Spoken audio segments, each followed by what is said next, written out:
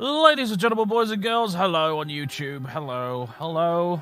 Assuming you're finally watching this on YouTube when I eventually get around to uploading it. Welcome back to Let's Stream Kaiserreich as Japan. It's a very peculiar campaign where, well, some very peculiar things have happened. As we've been playing a sort of very aggressively market liberal Japan. Previously, we liberated Korea. We helped Feng Tian conquer most of China alongside Tibet. But we're not quite done yet. I know this says Qing government. Yeah, I'm not happy about it either. Qing has now become Mongolia. Puyi has become the Great Khan. He's decided being Chinese is far too boring. He wants to be a Mongolian now. Yeah, that's happening. Russia's invading Germany, and absolutely nobody else. It's only 1940, and already they're in East Prussia. The Weltkrieg's not going to last very long by the looks of things.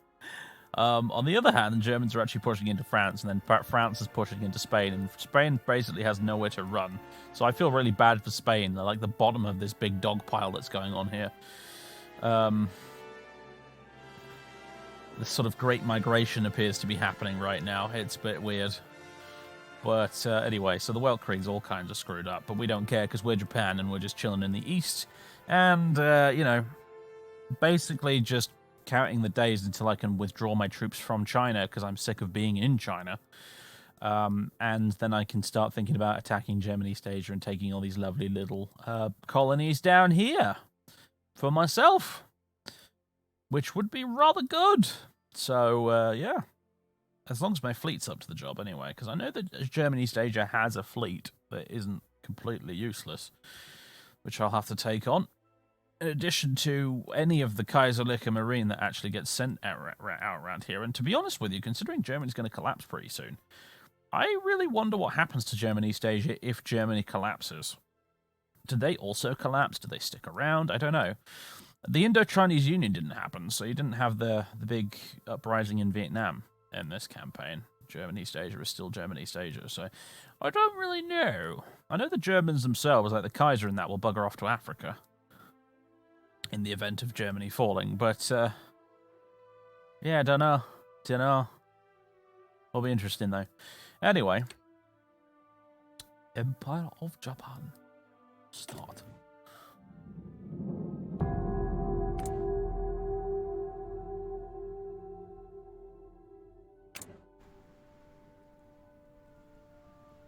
Right, here's our big front line with the Chinese. I mean, sorry, Mongolians apparently. They got the Mark Lake here, and then Xinjiang are also at war with. Although the Tibetans seem to be doing a decent job of taking Xinjiang out very slowly. So, yeah, we're looking at basically withdrawing as much as we can from. Doorbell just went downstairs, but great timing. Someone else will get that, luckily. Yeah, we're looking at basically just trying to pull our troops out of China as soon as possible because we've got other things we want to do. We're also seeing a bit of lend-lease to Insular India right now with their little uprising that's going on in the Dutch East Indies. It would be really nice if we could get Insular India as part of our co-prosperity sphere. It would save me the trouble of having to actually conquer the East Indies and declare war on the Entente. Really. But they seem to be doing quite well in India so far, which is fine news.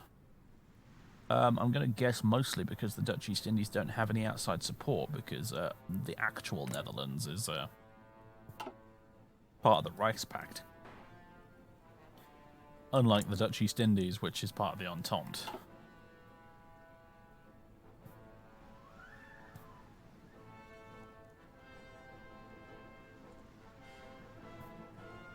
So, yeah. That's the current state of affairs. We just had an election which the market liberals won. And we need to select a national focus right now, actually. That was about what we were about to do just as the previous stream ended, if I recall. Let's see what we got. Land reform. narrow gauge railways.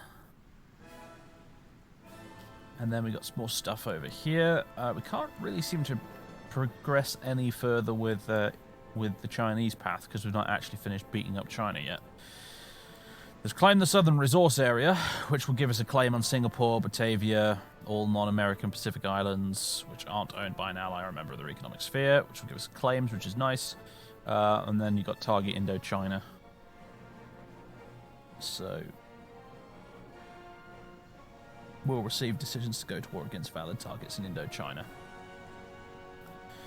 And then there's integrate the greater Asian economy, which is our sort of economic sphere that we've been building quite successfully as well, which will conclude probably with a mission to India, where we start trying to bring the Princely Federation on board.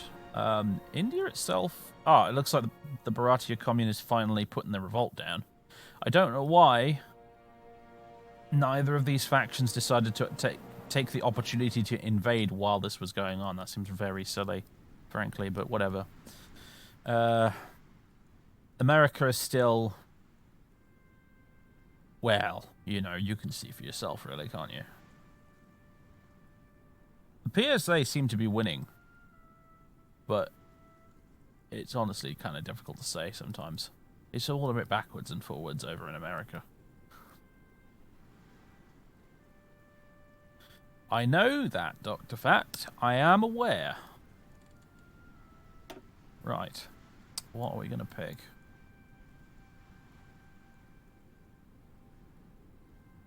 Air Force reform. Well, you know. There's some good stuff in here, to be fair. I mean, the kamikaze thing is still there in spite of the fact that we're not playing as, like, crazy Japan. That's kind of nice, the lightweight fire designs thing. A lot of this, though, I've got to be honest, is not really tip-top priority right now. Although that might be nice, because I'm thinking of building some extra capital ships. Vaguely considering it. Because at the minute, all we've really been building is... actually, we need submarines, too. All we've really been building is destroyers, because we had a chronic lack of them this entire time. We're still trying to get... our main fleet's up to speed in terms of actual, like, the correct amount of screening. Because they kind of didn't have enough for a while. Although I think it looks to me like we're actually getting there now. The destroyers bit at the bottom seems to be filling up. Alright, I need 4 more destroyers for this fleet, and then that'll be all the screening taken care of. I do have some recon fleets, although, frankly, they're not very good. They don't even have radar, in fact, which is something we should probably fix. Unfortunately, though, we don't have very much naval experience right now. Tell you what, you guys can go out and do naval exercises for a bit. I think we can afford that fuel-wise, especially since we got that national focus, which gave us a bunch of extra oil. Watch Mordred Vikings naval tutorial. It will answer all of your questions. Trust me. Watch it. If you don't understand how the Navy works in this game, watch his tutorial.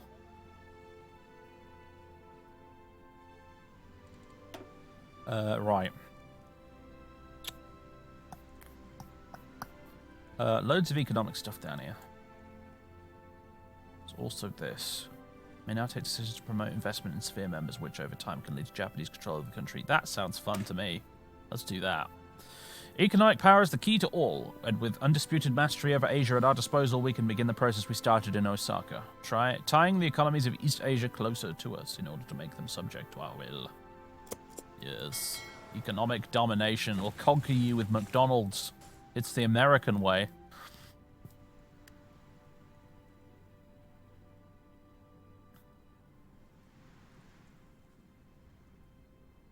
What was that old Dylan Moran stand-up gag about how America conquers other countries?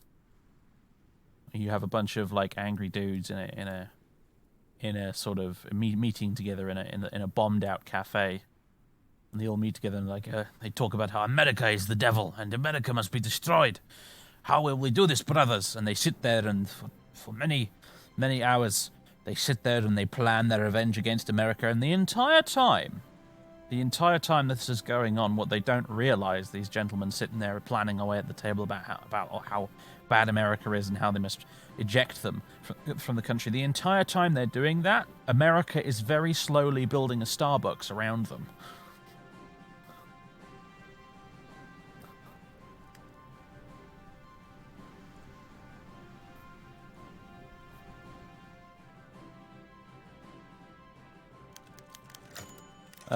Volunteers in the Insulindian Revolution. Hey, fantastic. Brilliant. You read my mind, game. Revolts flared up in the Dutch East Indies with the native population seeking to secure their independence from their Dutch overlords, and I don't blame them either.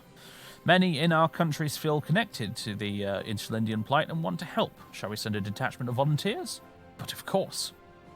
Political power minus 25, 2,000 Arasaka Type 99s to Insul India. Old ones go first. Do we have much of a stockpile at all?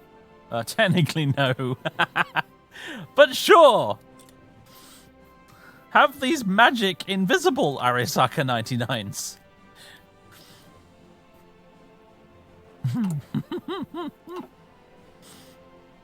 It's the thought that counts. Yes. Do we have any cool decisions to do right now? Not really. Ah!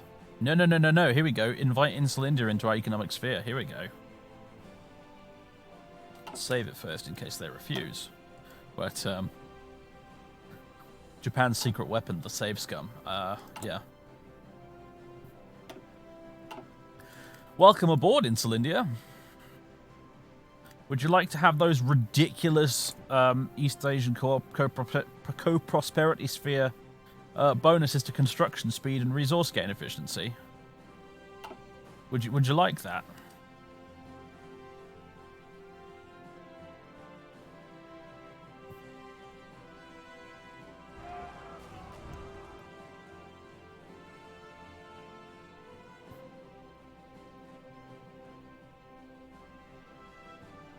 I wonder if we can bring them into a military alliance. Perhaps fearing our true motives is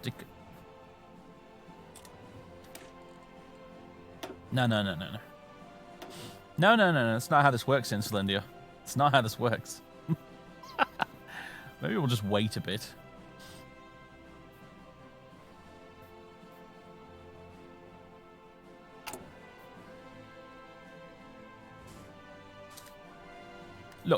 Look, Korea is on board, Burma's on board, Siam is on board.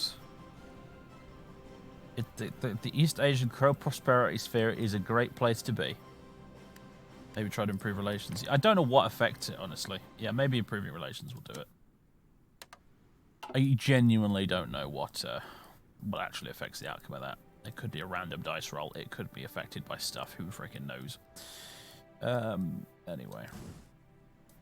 I mean, our relations are pretty good now with Siam and Burma. I don't know what they were before we asked them to join, though.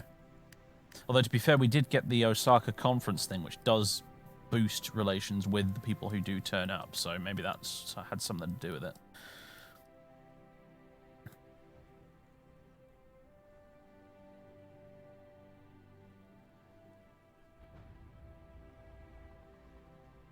Anyway, is anyone actually doing any attacking in China? No, we're basically just on a camping holiday, aren't we, right now? Nothing's happening.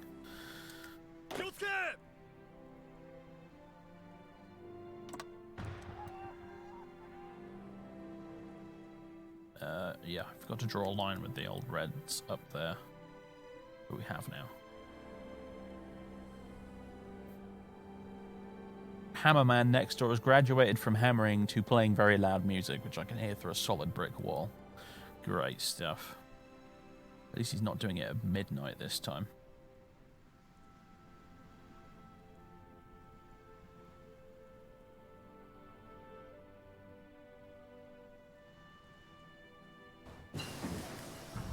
Excavation 3 is done. Let's see. 1941. It's 1940. No, not worth it.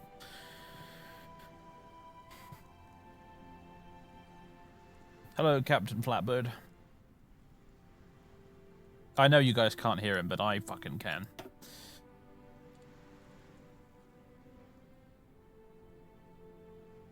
Ah. So, is there anything else that we need to be doing right now that's more pressing? Like naval research, yeah. For example, this right here would be good, as would this. Yeah, do this. Don't think I'm actually going to build any 1940 destroyers, but unlocking the 1940 destroyer will give us better engines, so that's very much a thing. How much Navy experience are we generating? Not that much, unfortunately.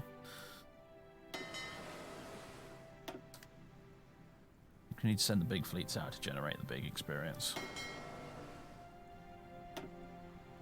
Just wondering how many we can get away with before we start there. That's how much we can get away with before we start running out of oil. Okay, good to know.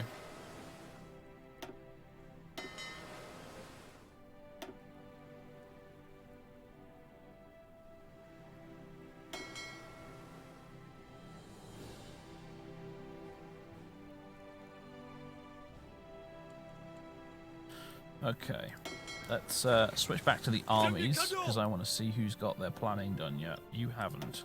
Plan faster. Plan faster, Yamashita! Right.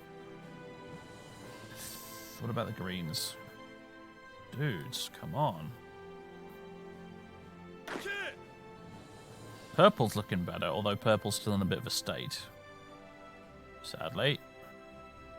What happened to your... What happened to your organization? What the heck? Jesus. Have they been trying to counterattack? Is that where it's all gone?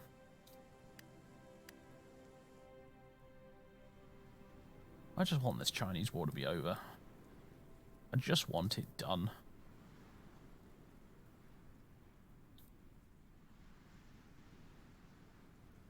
Right, we are generating Navy experience. Marvelous.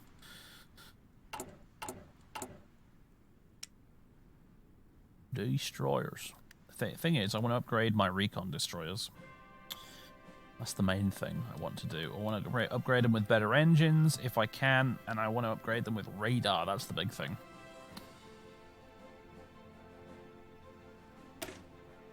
What class are all green ones? The green one. These green ones, I mean, not the green troops, the green ships. They're all tier 2s. Alright. 3 military factions, apparently. More guns. There we go. And apparently I need some more resources.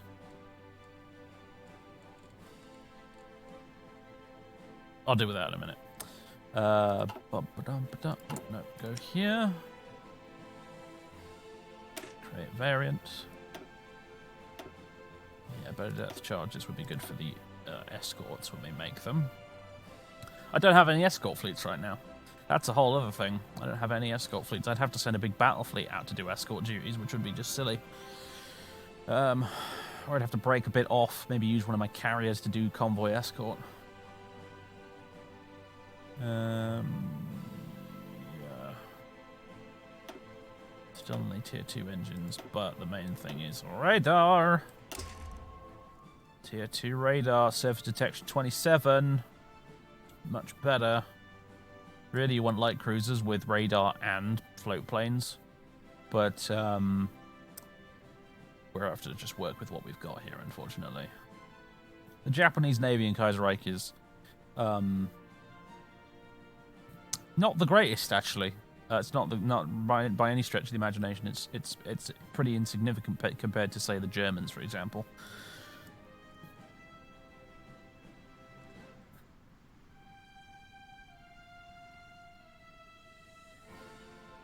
I will... How long is it going to take to research the next round of destroyer? Oh, ages, because we're not even researching it. We're doing the depth charge mortars right now.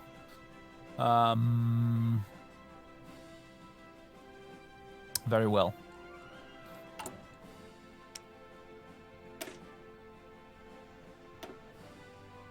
Radar 2.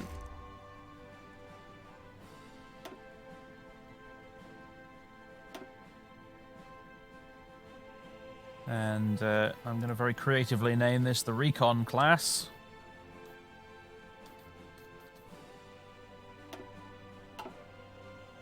And all of these. Well, you're getting upgraded, boys. You're getting upgraded. I'm going to stick some radar on the tops of you so that you can actually, like, locate stuff better.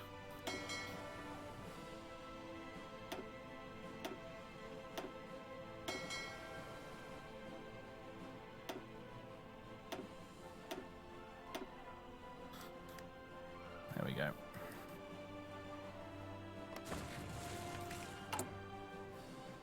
When they actually arrive in port... you guys aren't really obsolete, though. I don't know why it's saying you're obsolete, because you're not.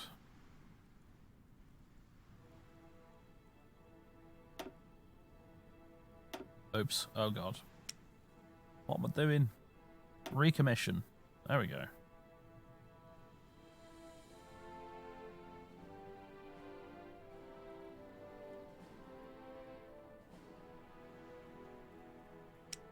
Yeah, the Hatsuharu and the Recon class, they should be still available. I don't know what you're doing here, Weltkrieg light ship. I'll go away. Nobody likes you.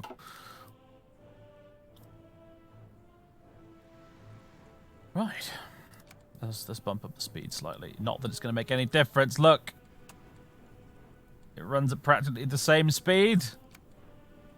Oh, you just love it when the Weltkrieg breaks out and your game speed is nuked. Good stuff. Why is my computer so shit? And, oh, the French took back a province. Good grief. Also, the Russian horde cannot be stopped, it seems.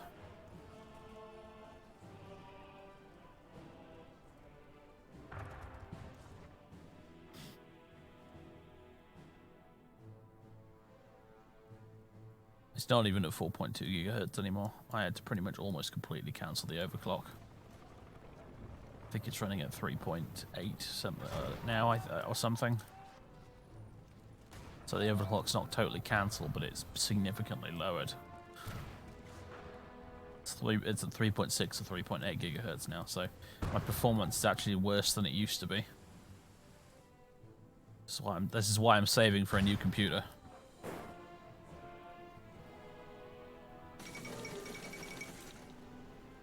Canada invokes the War Measures Act. The War Measures Act, legislation which grants the Canadian government sweeping powers to override civil liberties and ignore Parliament, has been passed in the Dominion of Canada and read out in the House of Commons by King Albert I. Having been enacted only once before, in 1917 during the Weltkrieg, it has been ostensibly been passed to deal with Canada's current war, though most understand it's primarily to deal with the massive unrest in Quebec. King Albert's first measure taken under the Act's new authority was to dismiss the Prime Minister, replacing him with former Conservative leader Arthur Meighen, a hardliner who is part of the King's inner circle. As a result, the King has been the focal point of ire by many Canadians who are protesting the government's move. Oops, just bumped the microphone, sorry about that. As saying the War Measures Act is unnecessary and tyrannical. Canada moves towards authoritarianism, it seems. Oh, Canada. Is Japan going to be left as the sole beacon of democracy on the entire planet by the time this war's over? Because it's starting to feel that way.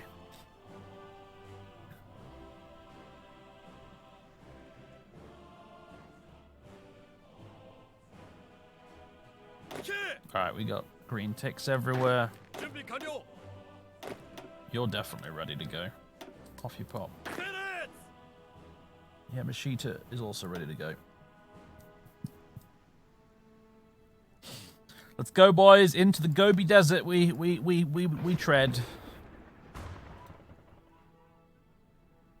Looks like Tibet's actually getting pushed back a bit by Xinjiang as well, which is a bit of a shame. I think Fentian's making a push as well, actually. Yep, they are.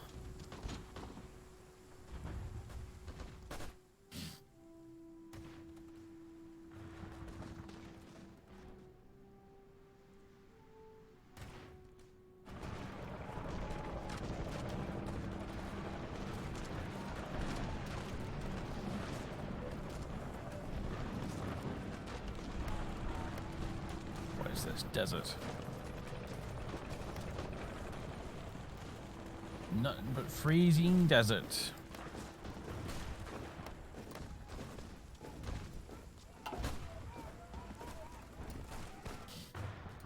Wish they'd just give up, these bloody Chinese, you know? They just don't know when to quit, do they?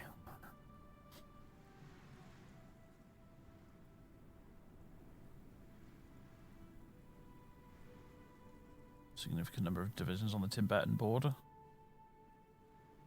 Where? I don't see it. We can't see anything Tibetan-wise. Integrate the greater my brain just, yeah, brain.exe stopped functioning there. Integrate the greater Asian economy. It's done. Great stuff. And then we get a mission to India. And isolate Australasia. Co-prosperity sphere's grip on trade in the Pacific is strong, and we should showcase this via punitive sanctions on the imperialistic outpost of European colonialism, that is the Australasian Union. Except, well, you see, Mr. Focus Tree, that state of affairs is a little different these days. Oh my god, what happened to John Curtin? You got rid of John Curtin, how dare you? Okay, I've completely changed my mind now.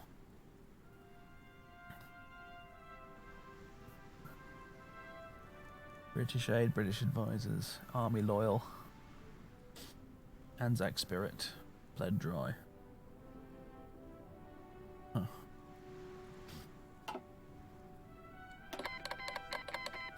Oh, bless you, Philippines. Go on then. Give me some Weltkrieg tanks for free. And we have a mission to India. The Princely Federation is ready for recruitment into our folds. They have reason to fear both renewed domination by Europe as well as the syndicalists which sit on their borders. A better option than attempting to subjugate India ourselves is to throw our lot in with a champion. One that we can cultivate as an ally. Yeah, I think I will go for that, but not right now. Honestly. Right now, I think I'm going to go for one of these economic bits over here. Let's go with land reform. Apparently it unlocks some decisions and stuff, so... How's our relations with Insular India looking? Oh, God. Also, Insular India doesn't appear to be doing very well right now. Oh, dear. Oh dear, poor Insular India.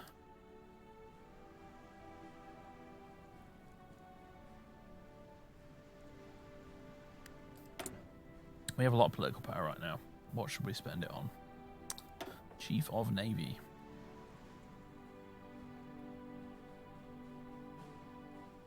Who do we fancy?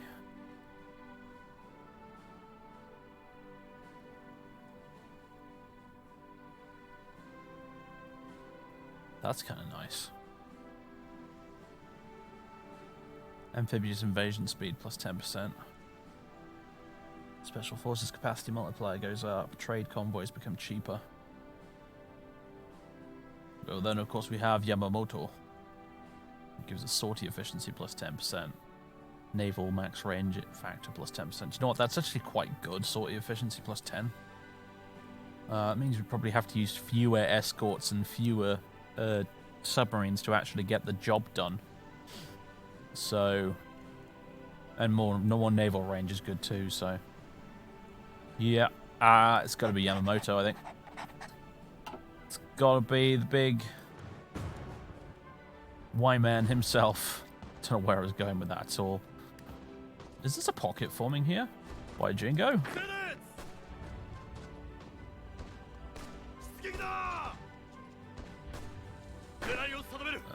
Don't even bother, mate. That's not going to work. Are you about to leave that province completely undefended, you fucking moron?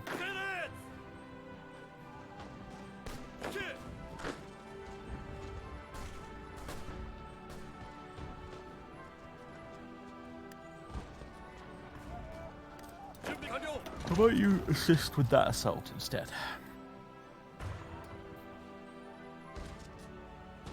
Oh my god, it's like I have 11 divisions just sat in that one province. What is going on there? What are you doing there, AI?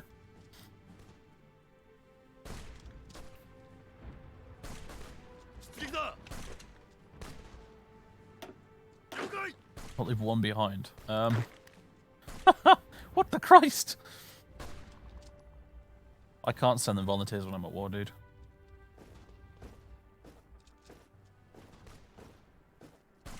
You've played lots of High 4. How are you not aware of that? Come on, man. I expect better from you.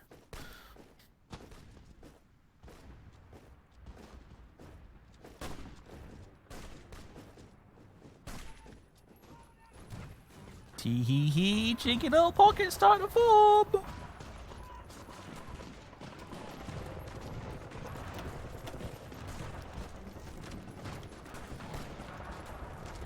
$98, $99. Just give up, mate. Just give up. Thank you.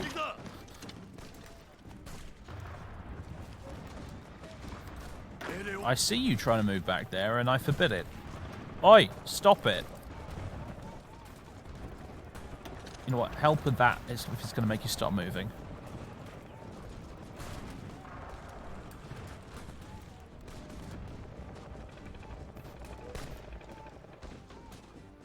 Dude, why are you running on 0 sleep? You shouldn't be running on 0 sleep. Sleep's really important, my dude. Like, you should be sleeping.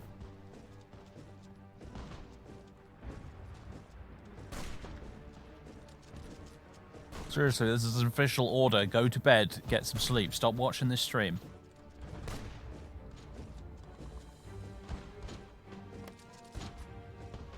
It isn't cool or funny to not sleep.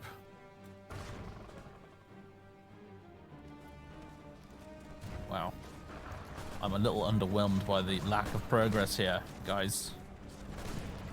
I expect better from you. I know it's like all freezing desert and mountains, but I don't care.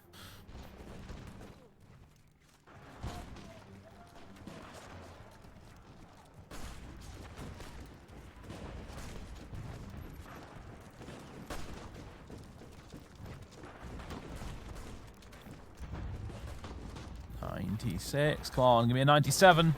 You know you want to. 97. No. Okay. Well, 97. No. Okay. We're just going to sit here stalled at 96 forever. Is that how it's going to be? Oh, look at that 245 defense. Ugh. Mountains. Gotta love them.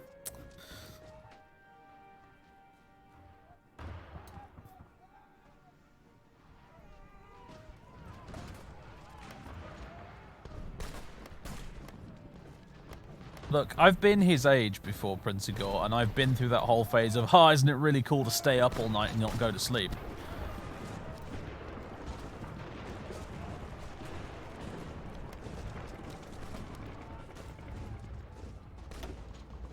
Finally, 97! Oh my god, progress! Oh my god. We wouldn't be having this problem if we had the Finns on our side, I'll tell you that much. Hello. This whole area up here is just completely unguarded. We're just sitting here on our asses, sucking our thumbs. Come on, get a move on, guys.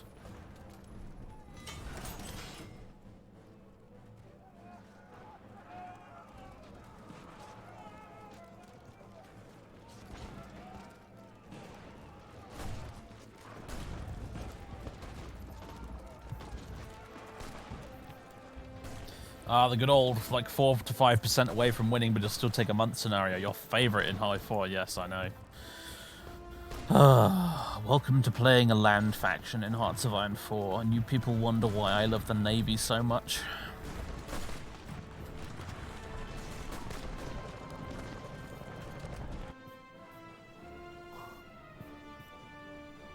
Could be worse. We could be fighting in northern Italy circa 1942.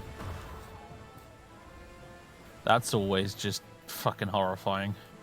It's no coincidence that northern Italy was like the last syndicalist stronghold to surrender in the previous campaign. because Mussolini's Fortress of Doom up here, it just becomes like that. You end up with a front line around sort of here-ish, around Verona, and also maybe coming up from the south, and pretty much every single one of these little provinces here gets stacked with about 12 divisions each, and nothing moves for about 3 years. Oh my god, yeah, you're right. They did finally rename themselves to Yugoslavia. I wonder who's actually winning down here. Like, because some of these guys are part of the Moscow Accord. Yeah, okay. Romania was part of it. Emphasis on was.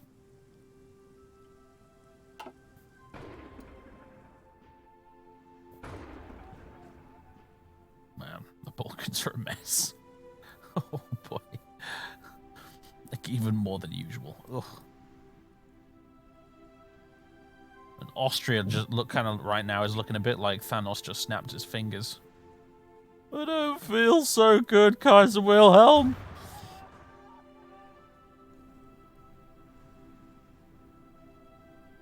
Oh yeah, Germany has been more or less reduced. Almost completely reduced to its modern day real-life borders, actually, at this point. The Russians have completely taken Prussia, almost.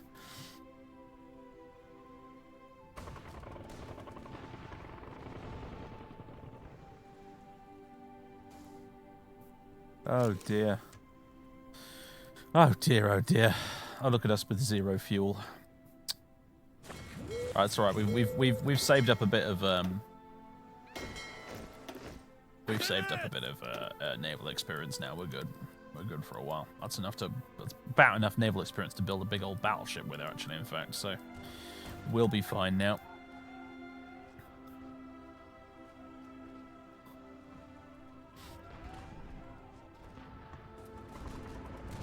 Oh, look! We did get that little encirclement in the end. I say little, that's quite a hefty one, actually. We are going to, like, attack and actually close it, though, right, guys? Right, guys?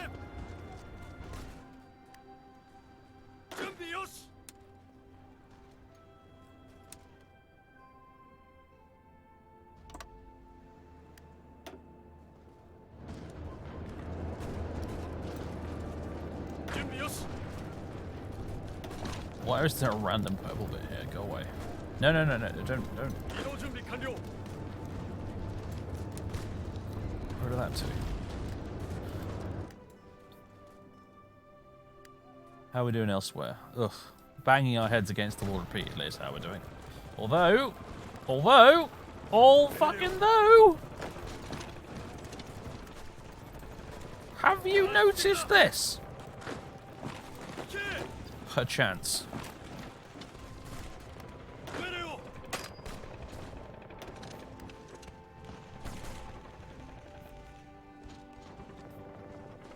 Look! Oh! Oh! Please close this before they start evacuating this pocket. Oh! Look! Oh, yes. That's encirclement porn right there.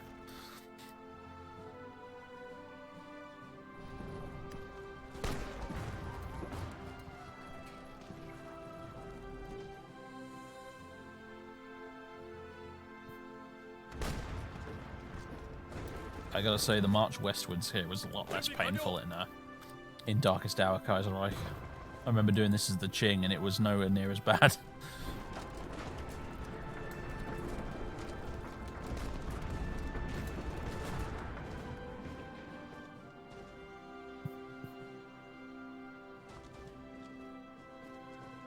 Was that a capital as well? That is their capital. Was, anyway.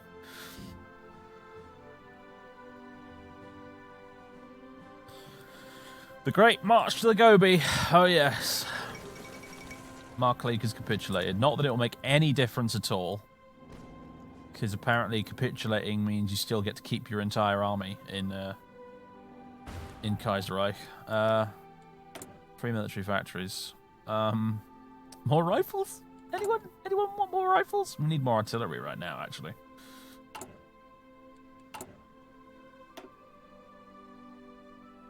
And at some point, my air force is going to need to explode in size. Well, I mean, is it though, really? That's the thing. I'm not sure it actually does. My navy is what needs really to be made a bit bigger at this point. I like my army. My army's of a decent size. I think this is probably adequate for what we want to achieve down here in the South Pacific. But the navy could do with being a bit bigger, just to kind of safeguard our assets somewhat. Still not built anything new, have we? How's things going down here? Oh, right. Okay, the upgrades. Aha, forgot about that. Well, we don't have nearly enough naval dockyards as well. That's also really unhelpful.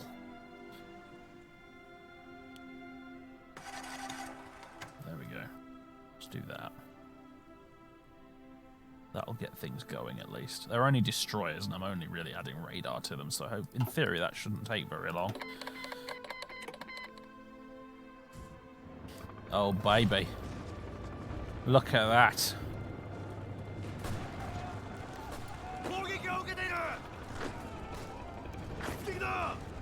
I'm not very impressed with this little red arrow over here. That's going to ruin everything if they get that attack off successfully.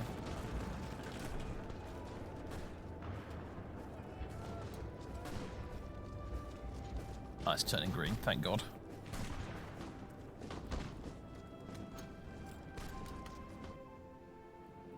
Oh boy, look at the size of that stack.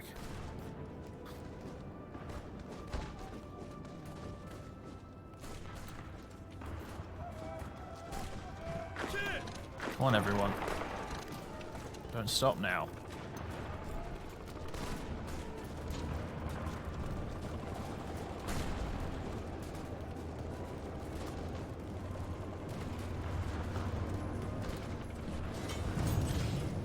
Django told me about this bug, actually, a while ago, on the Discord. What's happening here is a bit odd, just because, like, one half the army there is attacking and the other half isn't.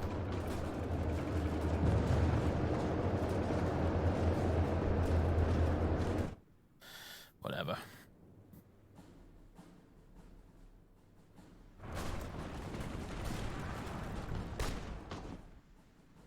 More military factories. Hurrah. I can't believe I'm still using this crappy total artillery. Really? I haven't bothered to research. I suppose it has really only just kind of turned 1940, to be fair. Yeah. Although, actually, no, I could have been researching that in 1939, so I have no excuse. I'm still using my terrible artillery because I was too lazy to research the better version. Ah, dear. Oh, God, there's mud everywhere. I thought it was supposed to be desert. How is there now mud? Riddle me that one, game. Like, these mountains are completely covered in mud. And giant footprints. This is where the Yeti lives, I suppose.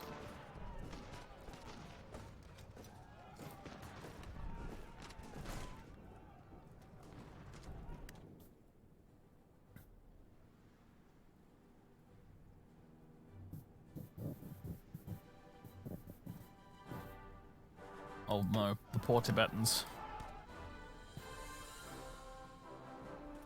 They done got encircled. Oh no!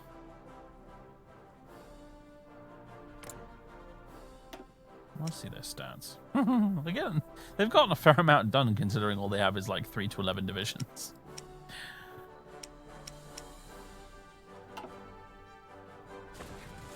Himalaya's strong.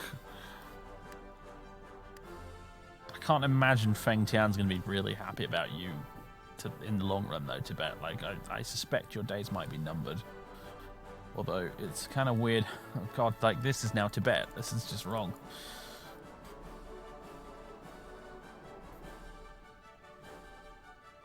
How's my navy at the moment? We've got 4 fairly substantial strike fleets. They should almost be completely screened effectively now. Oh, there's a new destroyer. Perfect. We've got 4 recon fleets of destroyers which are currently being refitted. 69%, nice. To have radar on them so they can actually do their job properly. They're not perfect. I'd rather use light cruisers with planes, with float planes on them. But these destroyers are quite quick and they have radar, so they'll have to do. And then we've got our submarines as well, which, that's actually a decent amount of submarines for what we want to probably achieve. I can always use more, and they're very cheap to build, so we can get more quite quickly, but they'll do for now. The main thing I'm missing is dedicated escort fleets at the moment, which is what these hopefully are going to go towards making. So fleets that are dedicated to the purpose of just escorting my convoys around the Pacific.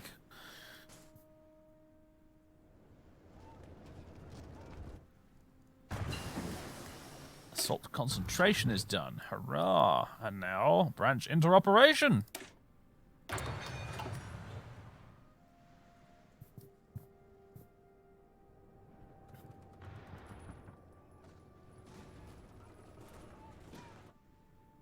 Just another day, just another Qing capital about to be overrun. Getting a bit silly at this point, frankly. Also, I've just noticed... Oh, people, what the fuck's going on here?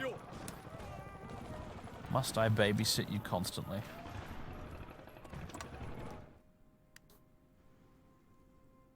There's this really awkward little bit of impassable terrain here that's making life interesting for us.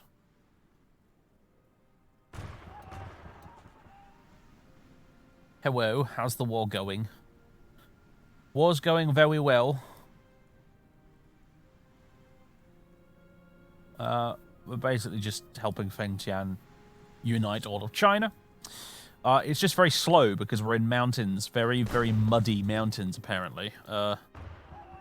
It's springtime in the Gobi Desert, and apparently it's completely turned to mud. I mean, just look at that. The Somme had nothing on... So the Somme wasn't actually very muddy, though, was it? It's more like Verdun. Verdun has nothing on this. It's just mud as far as the eye can see. It's basically Turnip 28 here right now. You know, that's... Wow. So that's happening. We are making progress, but it's fucking slow because we're doing it through mud and mountains constantly. And if it's not mud and mountains, it's through snow and mountains. In the meantime, I'm basically just building my fleet up ready so we can think about going down south here to Germany, East Asia, to kick some ass. I desperately wanted to support Insul India down here, but they just kind of repeatedly refused to let me help them. Stupid bastards. They're about to be destroyed now, though. So never mind. And yeah, that's about how things are going. The Weltkrieg in Europe is going to be over incredibly quickly because old Tsar Vlad, yeah, bad Vlad, he's about to take Berlin in 1940. In May 1940, he's about to take Berlin. He's basically doing to the Germans what Hitler did to the French. Yeah. I've never seen Germany collapse this fast before in the face of the Russians. This is a bit mad. The Russians haven't even bothered to take any of this either. Like, war came about as a result of, I don't know what happened exactly. But it wasn't triggered in the usual way by the Russians deciding to invade Don, Kuban, and the Caucasus. Ukraine's been completely left alone because they are part of the Third International. Poland has been left alone because they're neutral. Yeah, it's all a bit strange. This is a very, very weird Weltkrieg indeed. It doesn't normally go this way. And oh my god! Okay, National France is now invading Commune of France occupied Catalonia. Because that's not confusing at all. Just needed that extra level of screwed up, didn't we? And and Mussolini is invading Switzerland as well. That's also happening, apparently. And I don't know what's going on here, but somehow the Sicilians managed to get something encircled up in Verona. Actually, no, that's probably not what happened, actually. I think some Austrians pushed down from there, and the territory's gone to Sicily. That's what's happened. That makes a lot more sense.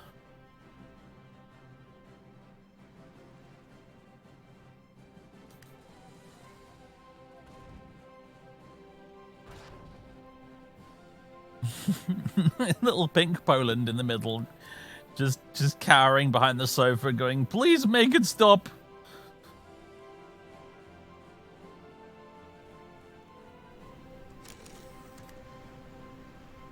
I just got a noise. A noise just played there. What is it? Battle plans with no units assigned. That's what it is.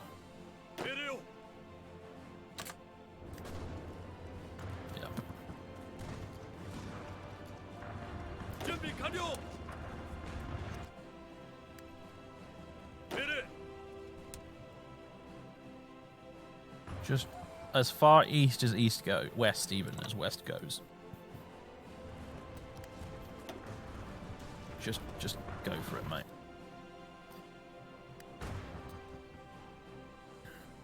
Do you know what? Here's an idea. Maybe this will work better. Maybe it actually won't. Not really sure, but what we'll do is this. Actually, I can't. I have to create an army front line to do it. Right, never mind then. Which is really awkward to do because of the impassable terrain, basically. That's why I can't make an army front line. So we'll just... Boop. What?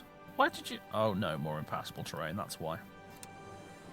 Man, fighting in this part of the world is really just sucks. Everything about it sucks.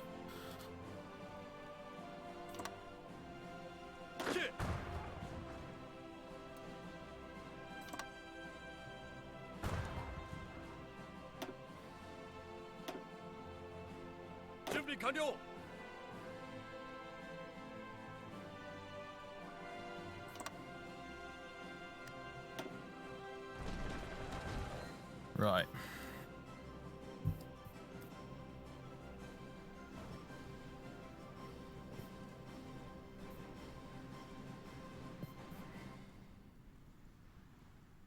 We did get those hilariously big encirclements off, though, so that was nice at least.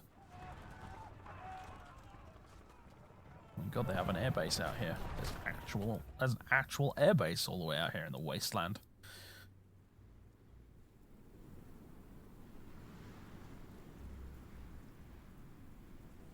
Do I have any mountain divisions? Nope. I do not.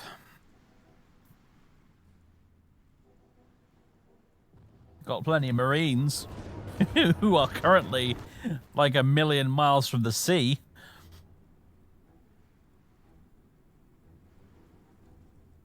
Yeah, we're just repeatedly banging our heads against the wall that is the Gobi Desert and slowly pushing them west.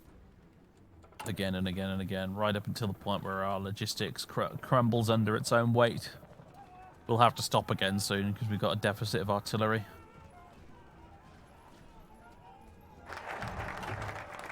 Land reform is done. Okay, cool. Right, now we have a choice. Nationalization policy, support the Zaibatsu, or bureaucratic economy. Right. Benefits of the Zaibatsu, which grants political power gain minus 5%. Yeah, benefits in air quotes of the Zaibatsu. The Zaibatsu, while useful at times, have also been involved in much corruption. We must be careful when dealing with them. For too long, the Zaibatsu and foreign imperialists have deceived and exploited our people for their personal profit. Let us take control of the economy and nationalize the industry for the good of all Japan. Gain base stability minus 10%. We're already on for only 45. Such a program of nationalization will lock the following companies. Oop. Bureaucratic economy. The government decided to reform the economy to be regulated by a bureaucratic structure. It is designed to limit the Zaibatsu's power and increase the benefits for the state. Political power plus 50. Gains national spirit. Bureaucratic economy, which grants production efficiency cap plus 10%. So that's like the only good one so far, but surely these must lead to something better. Zaibatsu railway construction. Factory construction. Resource projects. Technological research. Okay, and then the nationalization policy gives us nationalize heavy industry, nationalize the aircraft industry, nationalize the Zaibatsu. And then bureaucratic economy gives us regulating the automotive industry. Integration of foreign motor companies. Pacific States of America will get an event. Japan seizes motor companies. That probably won't make them... That probably won't endear us to them very much, will it? Reorganizes resource extraction. Whoa, hello. Plus 15% resource gain efficiency is not bad. Central Railroad. Add maximum infrastructure in Kanto, Chugoku, Kansai, and Tokai.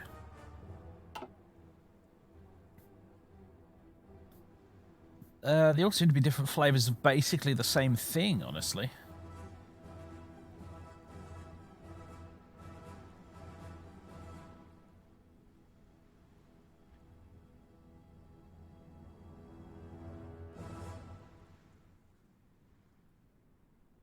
And then you got these integration bits down here.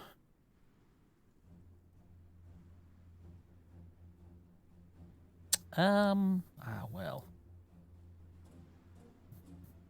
Don't know which one to choose, honestly. There isn't one that gives me dockyards, which annoys me. Let's go narrow gauge railways.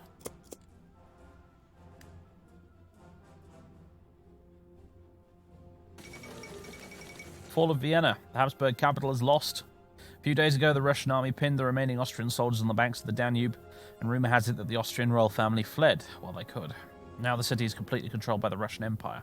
Its many artists and musicians living in apprehension of what will become of this cultural bastion of Europe. The Russian Empire is planning a great military parade around the Ringstrasse in celebration of this massive military feat. And the Russian general in charge of the occupation is going to address citizens from the balcony off of Neuerberg to try and ease the worries of a population worn by weeks of fighting. The Austrian Empire has fallen far, it seems. Oh boy, Austria. Dude.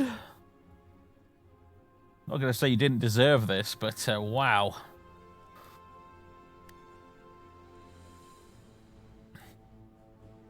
Look at the German Empire. And we really need to put Empire in air quotes at this point. In fact, they are in fact attacking Berlin right now.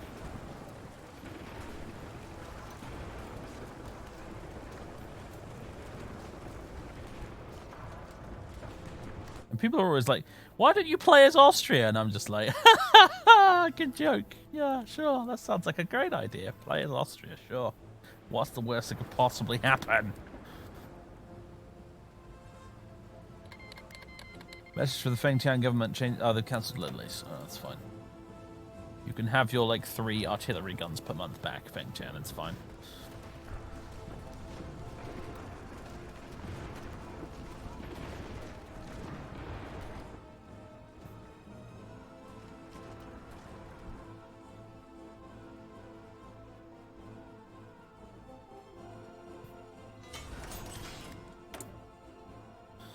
To be fair now, of course,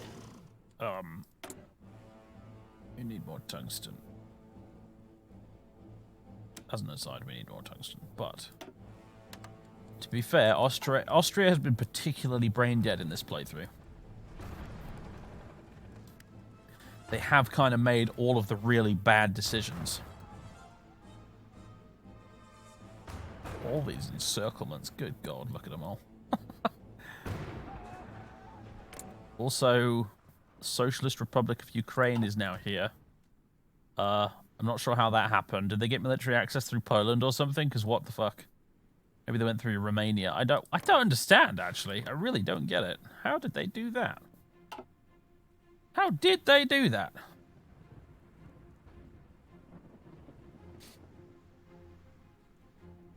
They came through Romania when Austria was in Romania? Oh, is that how they did it? So now I guess now they're sort of actually technically cut off. Oh man, what a mess. What a mess.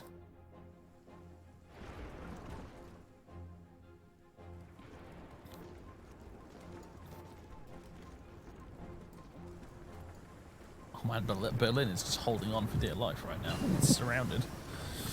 Depth charge mortars are done. I suppose that's good. How's about we actually finally upgrade our artillery guns? actually get some proper artillery instead of these fucking horse-drawn Napoleonic monstrosities that we're currently using.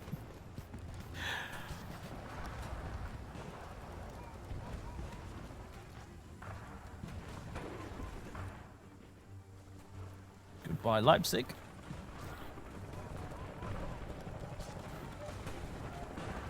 Oh, they're just going for it now, aren't they? But there's a bunch of infantry divisions down here just basically advancing completely unopposed. Germany, how the mighty hath fallen. Message from the Philippines. Oh, okay. You can have your 2 Weltkrieg tanks per month back as well.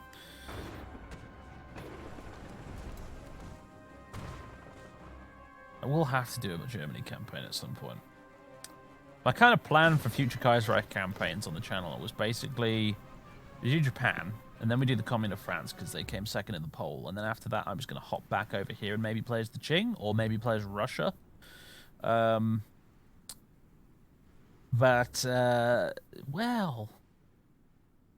we might have to squeeze the Germans in there at some point because I'm a bit sick of seeing them lose all the time.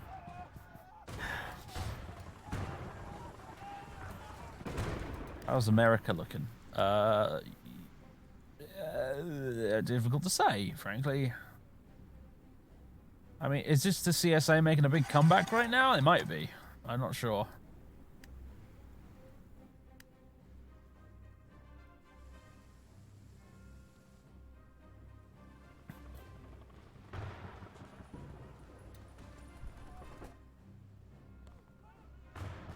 What about Mexico, Canada?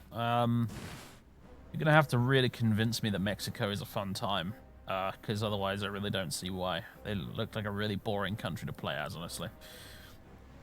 And Canada, you know, they're alright. We kind of did the USA fairly recently, though, which was a pretty, like, vaguely similar experience. But it's definitely on the list. I mean, it literally was on the list of things you could vote for, so...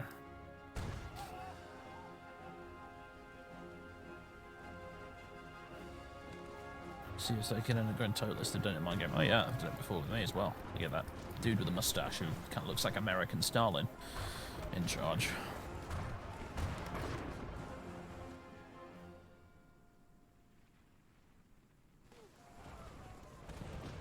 I don't mind playing as like a little democratic country, mostly, you know, away from the fighting, who sends their forces overseas to get involved in the wars. You know, a lot of people who play Hearts of Iron prefer to play dictatorships that just go painting the map their color.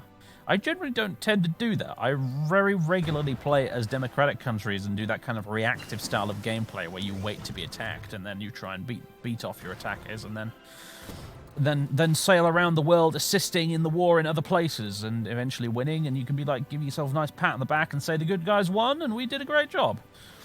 It's kind of the way I tend to play this game. Like, I will frequently play as... I've never once played as Nazi Germany, for example, but I've done, like, 2 campaigns now as Australia.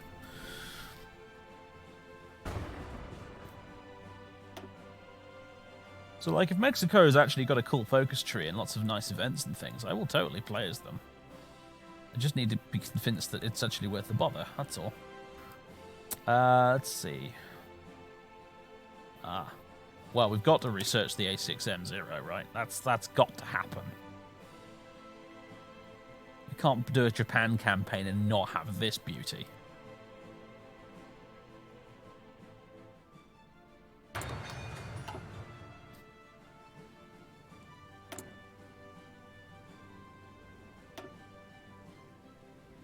Oh, wait. What's the problem? It's you, isn't it? You're the problem. There we go. KI-43. Get it in there. Excellent. Hello, new guys. One of you is going off to China to join that little army over there. The other one is just going to basically stay here for now.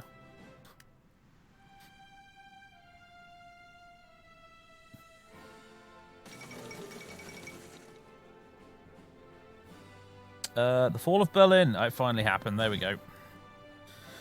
Reports from... I've never had Russia take Berlin in Kaiserreich before. It's usually one of the syndicalists that does it, so this will be interesting. Reports from Berlin confirm that the German city has been captured by advancing Russian troops after long, merciless fighting through the greatest city of the Reichspakt.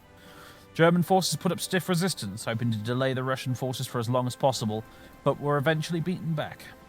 As shocked Berliners looked on, the Russian army paraded down Brandenburg Gate before listening to a speech by Vladimir III in front of the famous monument.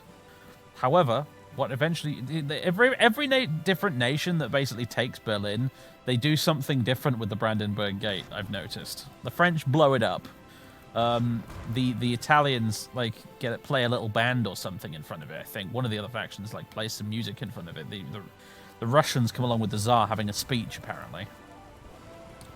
However, what eventually seems to have caught the attention and memory of the world is a fit picture of a Russian soldier proudly holding the Russian flag from the roof of a heavily damaged Reichstag, taken by one of his squad mates. Oh, there you go. Yeah, it's that photo. The one I'm sure we're all familiar with, but the Kaiserreich version. A great victory for the Russian Empire indeed.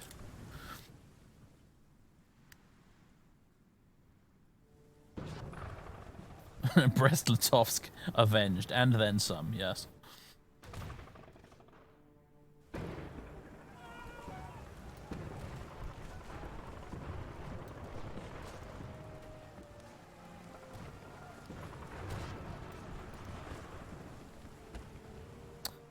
There's a great quote that sometimes pops up on the loading screens by Churchill about Lenin and Brest-Litovsk and all that. I wonder if I can quickly Google it.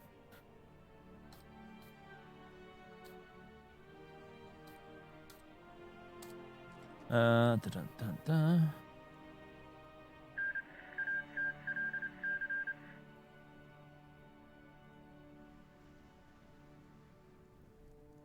Ottoman Empire has joined the Reichspakt. Ottomans? I think it's a bit late for that, lads. I'm not sure that was a great idea, really. Okay.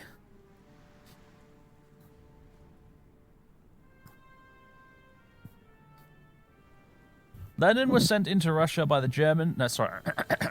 Lenin was sent into Russia by the Germans in the same way that you might send a vial containing a culture of typhoid or cholera to be poured into the water supply of a great city. And it worked with amazing accuracy. There you go. That was the quote I was thinking of.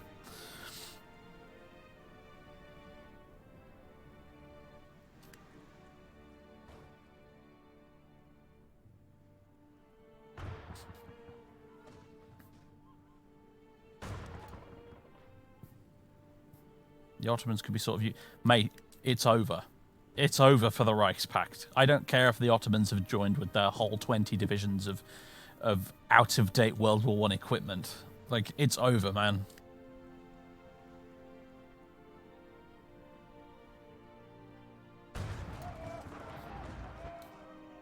Delay the German step. Dude, come on. Like, look. The Ottomans are already down here.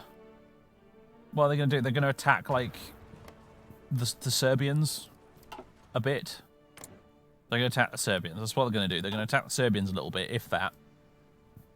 I don't see how that's really going to delay the Russian Rothelstomp.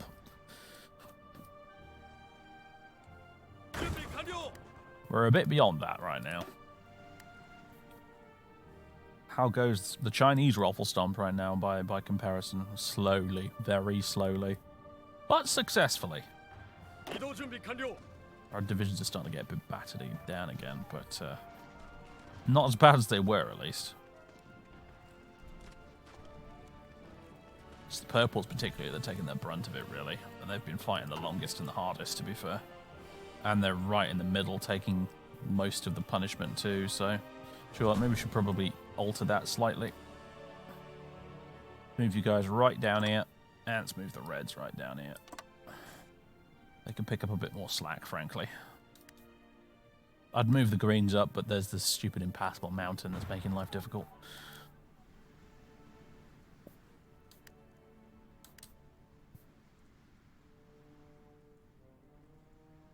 Remember that the Russians will be coming for you after they're done with Germany. I mean, I don't know, honestly. Because the thing is, what Russia really should be doing, and should have done, is go after this.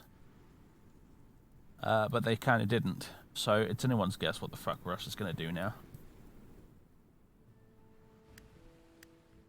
What didn't happen, and what kind of I was hoping would happen, is the Russians didn't end up at war with the Third International over Ukraine. I suppose it could still happen. I mean, like, there's no kind of avoiding it, really. Like, they will eventually get around to this. Where is it? Into the Caucasus. Like, it'll happen. Unless it gets somehow bypassed by all this happening, that's just going to happen.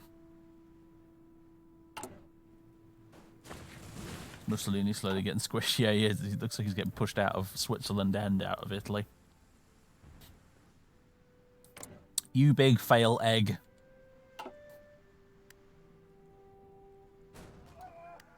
I had Matteotti in charge of my Finland campaign I was doing recently, and yeah, by sheer virtue of not being Mussolini, he's almost united Italy under the socialist banner as Matteotti. Pro tip, Italy, I guess, if you want to play as the Socialist Republic of Italy, don't choose this idiot. Because apparently it doesn't end well.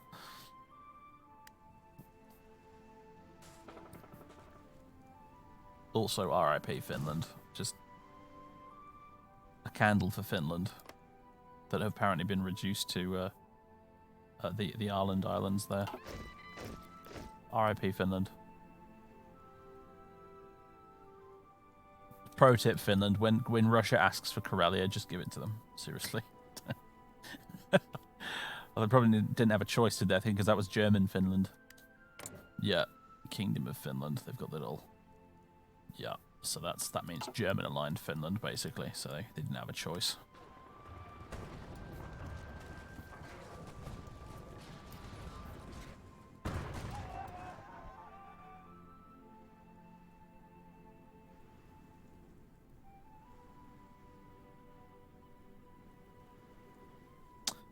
Plus, the Russians are going to be very busy for a while, too, with the whole Ottoman thing as well, aren't they? Come to think of it. Since the Ottomans have got themselves involved, suicidally, one might argue. Assuming the Serbs don't just, you know, roll in and destroy it all, which they might well do.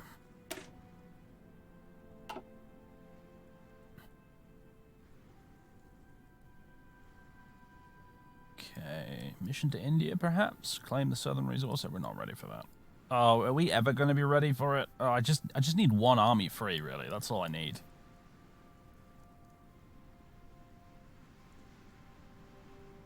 I still don't know which is the best one to go with all of these.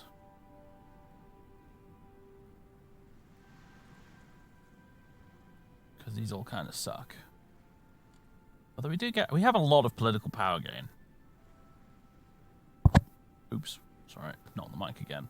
We do have a lot of political power gain right now, so I could probably afford to take the political power gain hit from the Zaibatsu. Kind of name is Two Sicilies, anyway. No, it's a historical name from the Middle Ages. Two Sicilies. It was the Kingdom of Two Sicilies was very much a thing. In fact, I believe it was the Kingdom of Two Sicilies that actually united Italy in the first place, but I could be wrong. I think that's the case, though.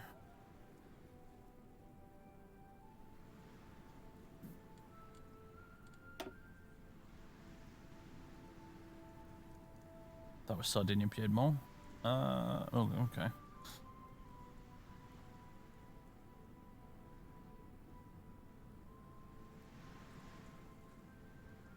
Right.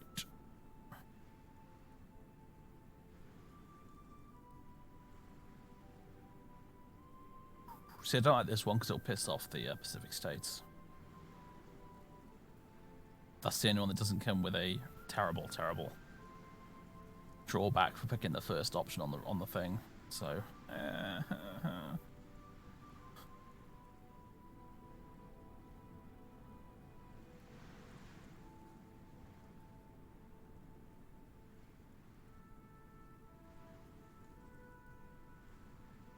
hello. Just noticed there's a nuclear tech bonus down there. Let's go Air Force reform. We are researching nuclear tech. I've made the conscious choice to invest in that in this playthrough. So we are working our way through atomic research right now. Not terribly quickly, mind you, but we are doing it.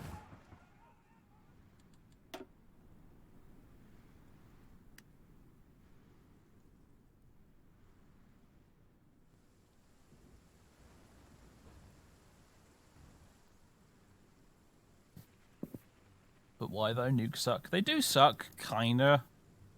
But thing is, I could potentially make quite a lot because I've got all these stupid little Pacific islands that have no real value aside from I could probably stick nuclear reactors on them. And if you get enough nukes, then you know they suddenly stop sucking if you have like a critical mass of the fucking things. Plus, this is Kaiserreich, and I think Kaiserreich might have a few events and stuff that trigger if you do use nukes on a country.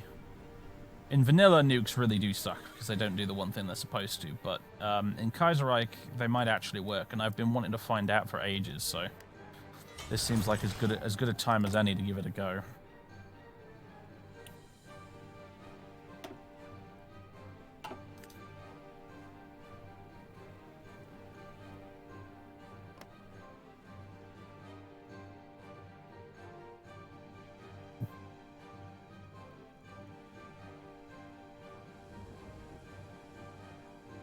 Well, the way you would implement nukes properly in Hearts of Iron, really, frankly, is the way you would just make it so that the big thing that they reduce, they don't do like massive damage, like physical damage, but what they do is reduce war support massively if you drop it on a city.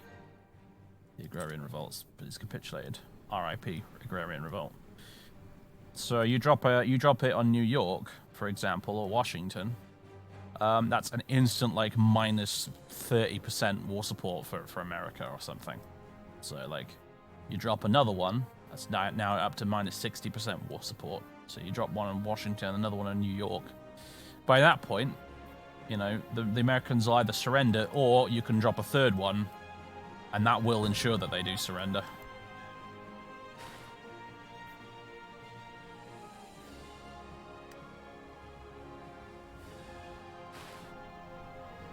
That's what nukes should do. They should absolutely total war support. But they don't, which is why you see all those screenshots of people dropping 50 nukes all at once on Japan, and Japan still not surrendering.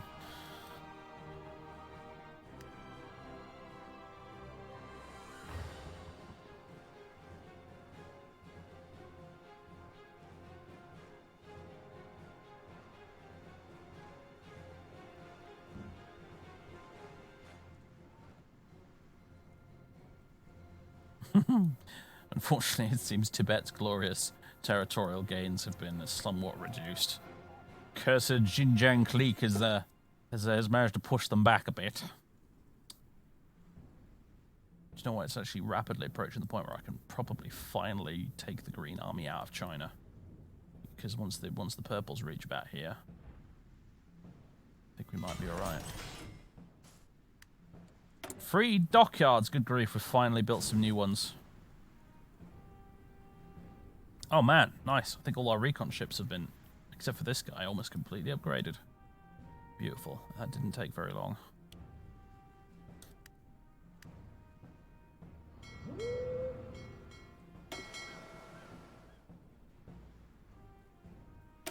Let's have a look at you. Yep, you've got your tier 2 radar installed. Beautiful. Beautiful.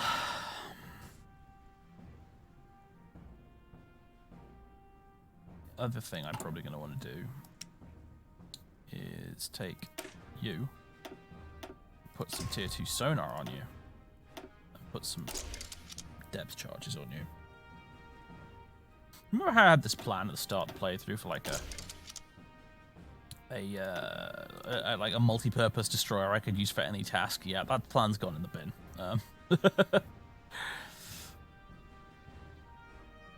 And you will be very uncreatively called the escort class.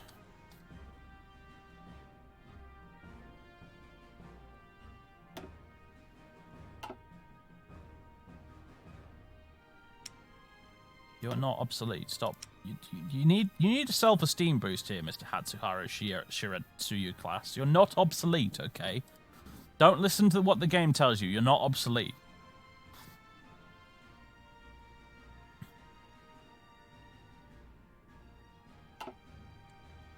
So these four here, I'm going to upgrade you to escort class. And I'm actually going to start building escort classes now.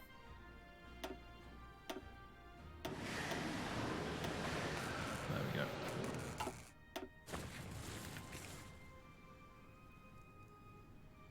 Yeah, Man the Guns is fantastic. I wouldn't want to play Hearts of Iron 4 without Man the Guns, honestly. I just love the features it adds so much.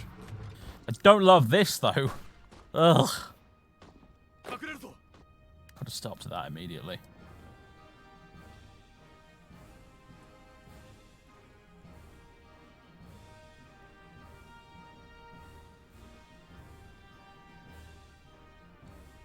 Modify government. Ship designer.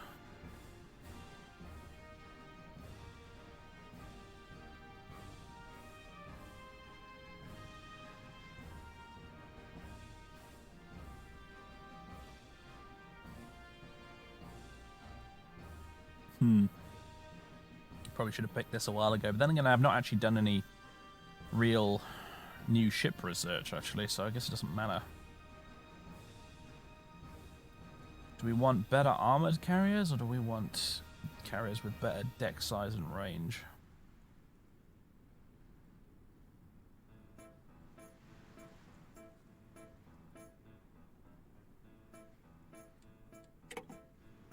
Go away.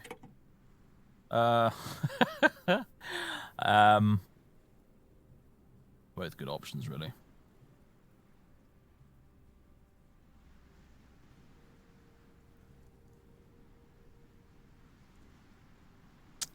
Let's go with more survivability. Fengtian requests small arms. All I have is obsolete equipment, apparently, so enjoy.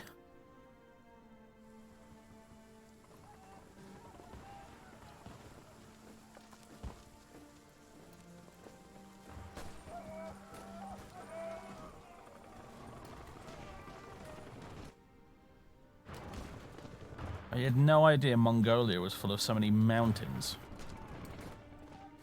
I thought it was all steppe, you know, because that's like where the Mongols came from and all, you know, the steppe nomads. Apparently, Mongolia is like 50% mountain, and I just didn't know. Ugh. Ugh.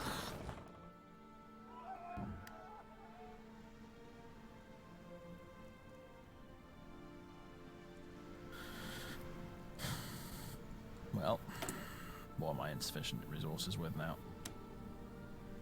The Korea, are you actually going to send me the correct amount of stuff this time? Because you were being really weird earlier.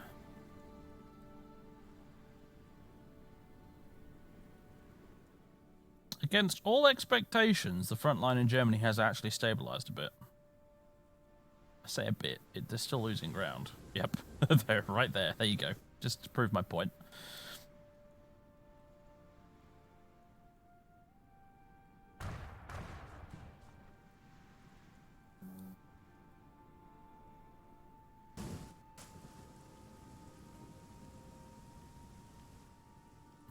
Big pause there. Not sure why. What am I still missing right now? Jesus Christ, come on.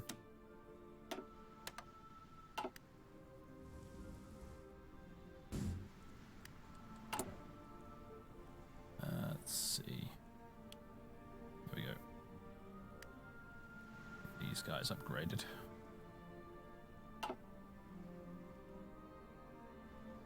Germany seems to be shrinking. Yes. They are a little bit, aren't they? Just a tad. I see that that National France naval invasion was sent straight back into the ocean. Where it belongs. I feel bad for National France. They're a bit of a joke of a country, aren't they, really? It's like, yeah, we're totally France, even though you're just Africa, mate. 90% of your territory is uninhabitable desert, for one thing.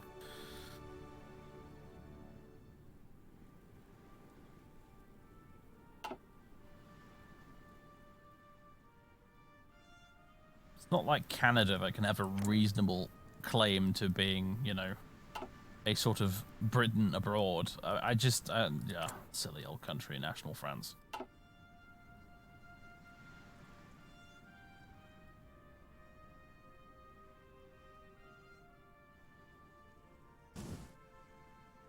I think if you're going to play as France, just play as France. I love the narrative of the Communist of France anyway. I like that the Kaiserreich's version of the 1940s is basically France having another revolution and the rest of Europe collectively going, oh shit, a bit like they did in the at the start of the 18th, sorry, the 19th century.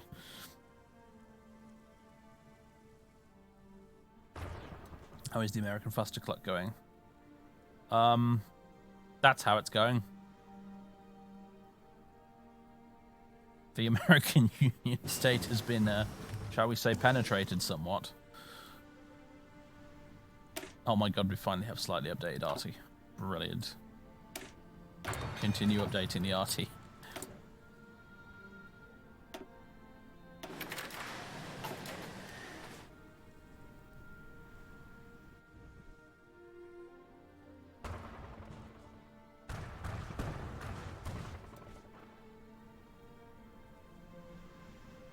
There's another glitchy combat over here. Look, you see that? Stop now. Damn you, game. I just wanted to point it out. It's because of the AI not knowing how to deal with this impassable terrain. There it goes again.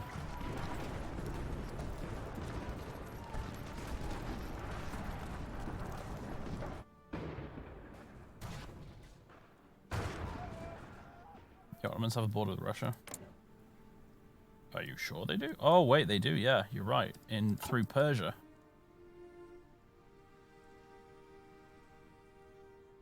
They've actually taken a bit of land. Bless them.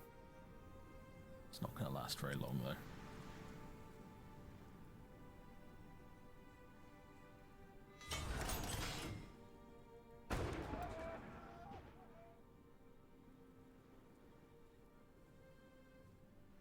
Alright, Greens, all you need to do now, mateys, is take this last little pocket of resistance here, and you can basically go home.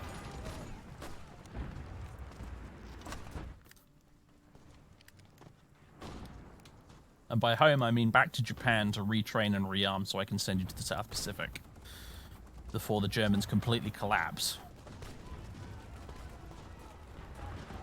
Although, really, it would be awfully similar to real life, us taking Indochina.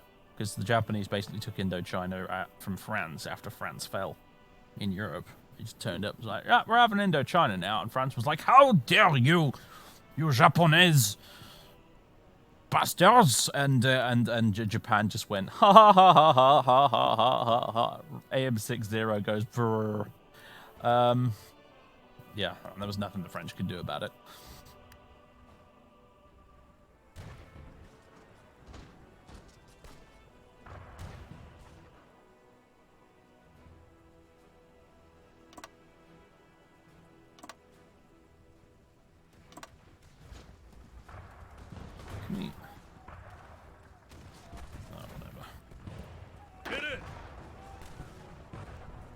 Why are there only 4 divisions assigned to this?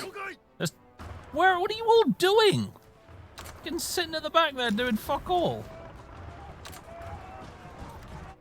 You goddamn morons. No wonder we're making no progress. Hop on some trains and get going.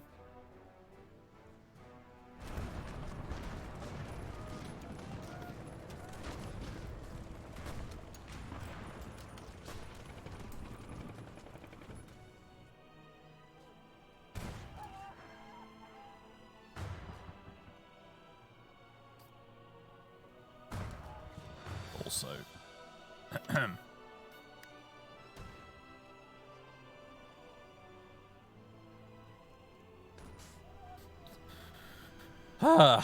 right. Land war in Asia. .jpg.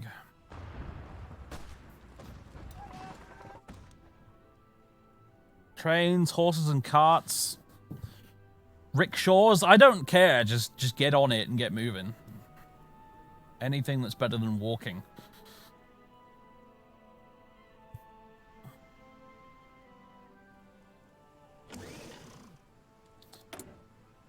Right. More factories. More factories, which means more artillery.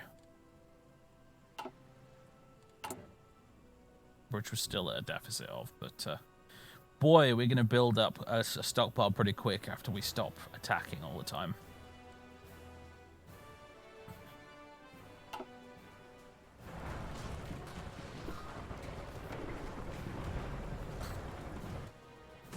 Rickshaws. Yaks. You could ride yaks. I'm okay with that. Hitch a ride on a yak. Imamura.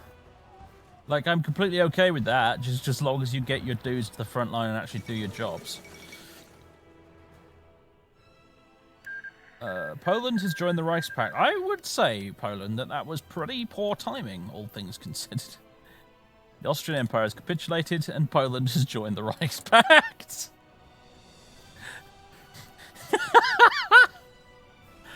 Oh, the AI is so dumb. I guess they just completed a...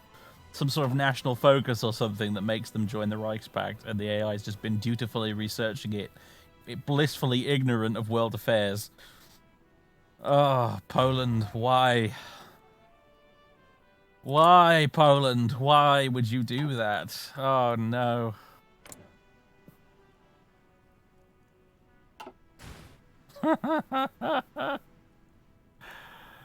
Oh, dear. Oh, you know what, though? You know what? It could be, and it's not going to be, but it could theoretically be the most big brain move in the universe because, I mean, well, no, actually. Well, maybe. I don't, I'd have to think about very carefully about how the supply system works, but what if Poland marched straight to the Baltic coast and cut the Russians off in Germany? And then, assuming you had a competent German player, which we don't, so never mind, but hey, the Kaiserreich Marine, which should be pretty much completely untouched at this point, I imagine. Still, you know, you'll still have like a shitload of dreadnoughts and stuff. They could head on, send pretty much the entire Kaiserreich Marine into the Baltic and just torpedo anything with a Russian flag that moves. So then you could just starve the entire Russian army in Germany to death, in theory. But that's not going to happen because the AI is not clever enough to try that. And yes, since you mention it, I don't think it's just Ukraine that that they have to worry about, guys. I don't know if you've noticed, but yeah, Ukraine is like 1/5 perhaps of their worries right now. So.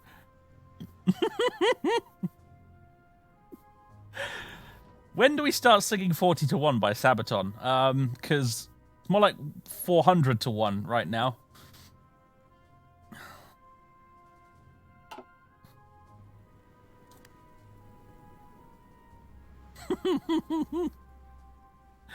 Oh, Poland. What were you trying to achieve? Oh, I could have said the same about the Ottomans, but that was just especially galaxy-brained of you there. I'm sure it'll be fine, guys. Poland is playing 4D chess with us right now. They know what they're doing. Vladislav Sikorsky here. He knows what he's doing, all right?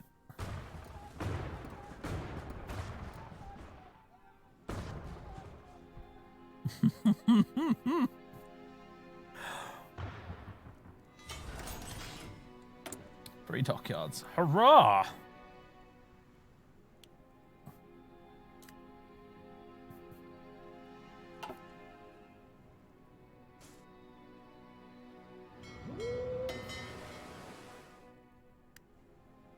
Yep, you've all been upgraded to escort class.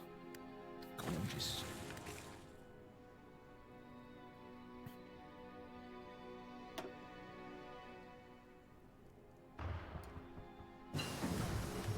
Oh, glorious. Glorious Ryzen. It's done. Yes. Yes. Beautiful. Additionally, we do have a fair amount of naval bombers and tactical bombers as well, so... Where's the Betty? Why on earth did they make the G4M a naval bomber? I mean, it was more of a tactical bomber, really. Whatever you say. Parts of Iron, and particularly Kaiserreich, has some really weird shit going on in the aircraft section of the research tree. One thing I really like about Road to 56 is that it really nails the air section of this.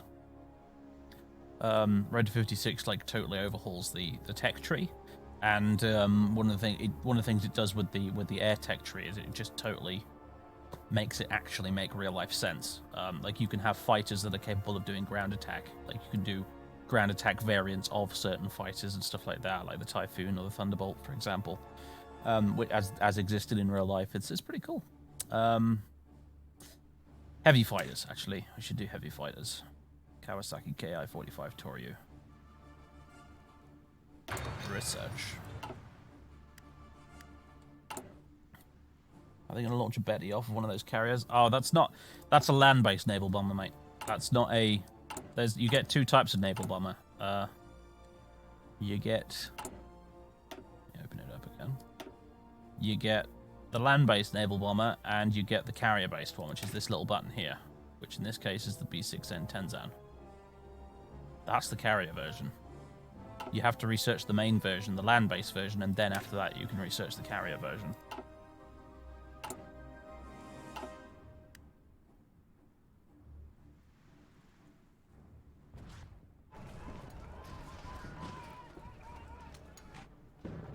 Romania still doesn't have Bucharest. Yeah.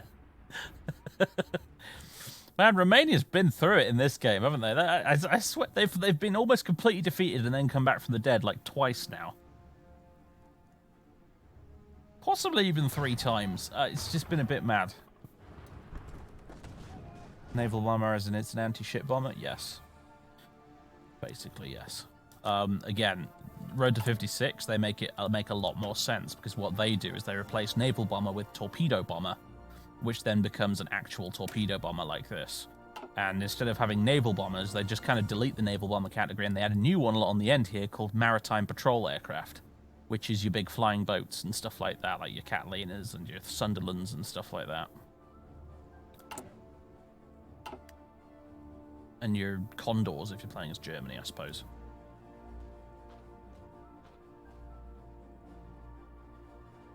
Oh, look, yes. It's not quite Dunkirk, but almost. The Belgians have been surrounded at Calais.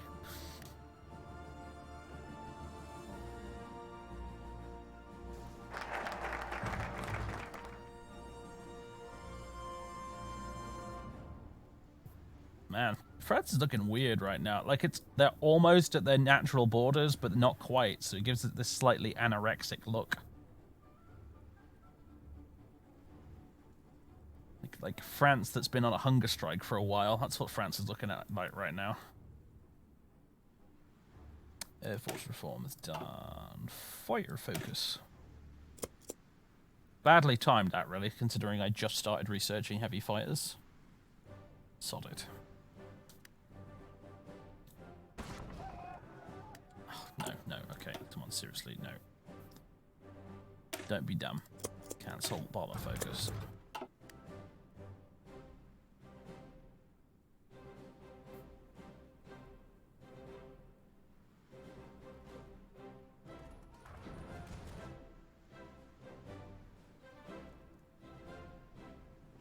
Ruh-roh. Hamburg's about to fall, looks like.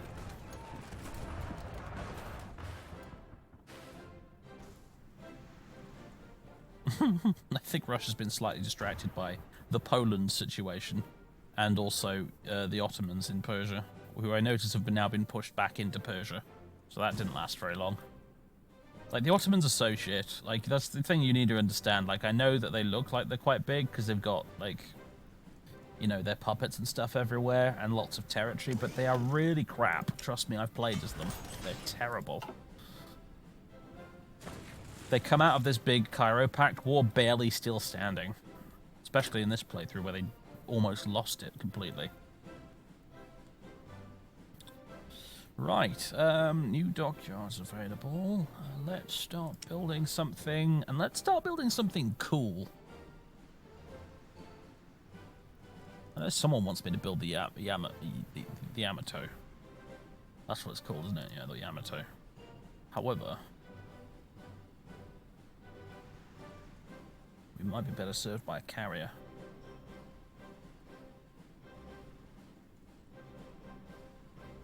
Whoa, look at the cost difference there.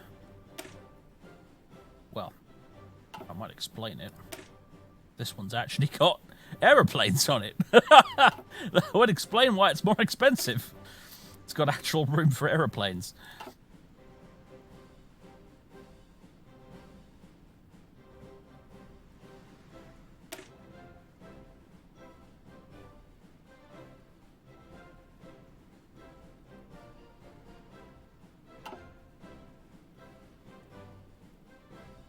I'm just gonna go ahead and call you decommission you because you're fucking stupid. Why do you even exist? I guess it's like maybe an escort carrier or something, but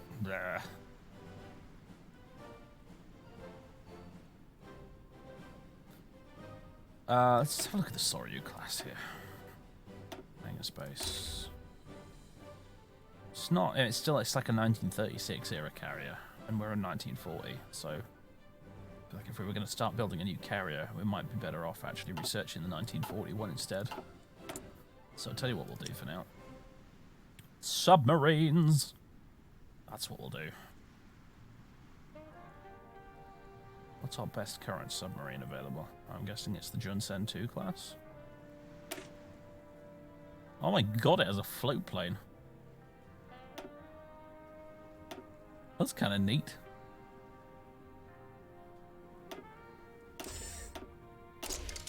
Few upgrades here.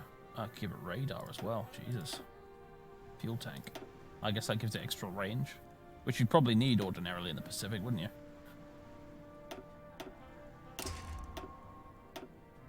No, not mine, like torpedo tubes. There we go. Right, that's a bit of a beast of a submarine, that is right there. That's got 34 surface detection. Still slow because it's a submarine. Submarines are going to be slow.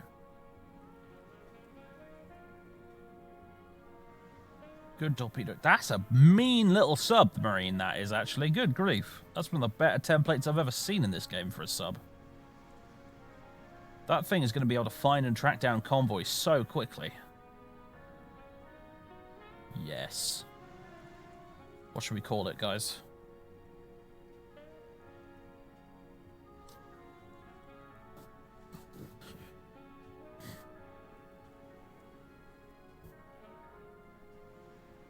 Call it the jellyfish because it's slow, but it stings.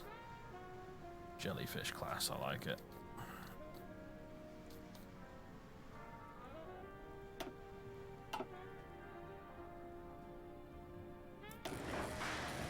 Start building jellyfishes. Very nasty jellyfishes.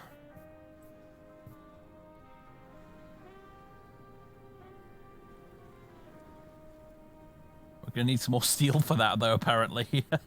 Fucking Korea not sending me my damn... Oh, you bastards. Send me the fucking steel I asked for, you assholes. Oh, God. At least I've got enough civ factories to actually get away with this.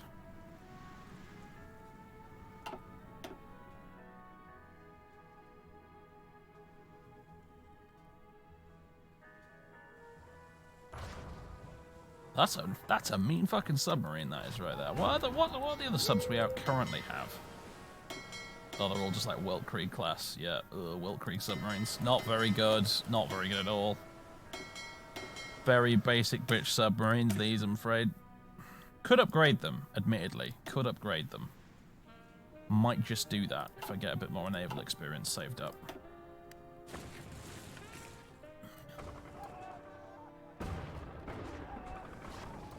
Russia about to win. Yes, Django. Although they've slowed down a lot, mostly because, I don't know if you were here for it, but Poland committed seppuku by deciding to join the Rights Pact. So that's the thing. And the Ottomans decided they wanted to as well.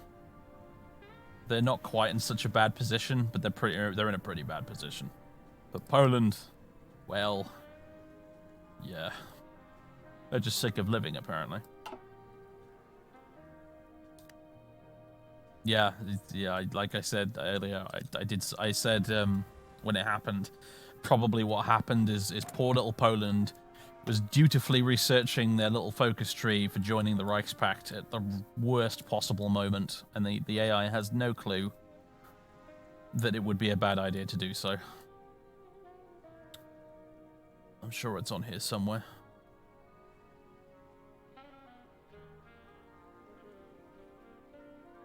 It's quite a nice little focus tree they've got here, you know.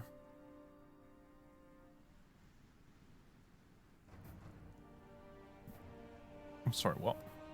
Poland has a navy tree? They're fucking landlocked in this game. Alright, but fine. It's there.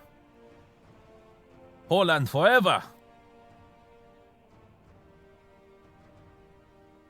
Oh, you can actually go syndicalist Poland. I've never seen him do it before, but you can.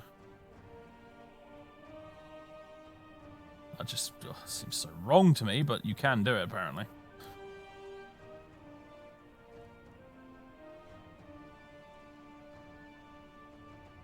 There's probably one in here somewhere that unlocks a decision to join the Reichspact, I'm sure.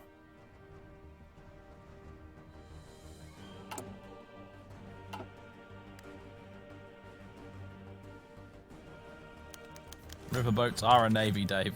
The research department incidents. 29 bureaucrats of the research department, Chosabu, of the South Manchurian Railway were arrested and indicted today of organizing an underground syndicalist movement within the railway.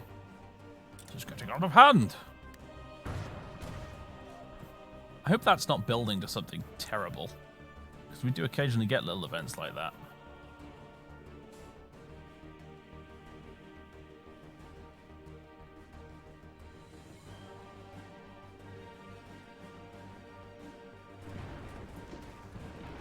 Maybe Poland's navy just takes battleships and puts them on wheels. Maybe that's the whole plan for the Polish navy. They build battleships, but on little caterpillar tracks, and they just crawl around, shooting stuff.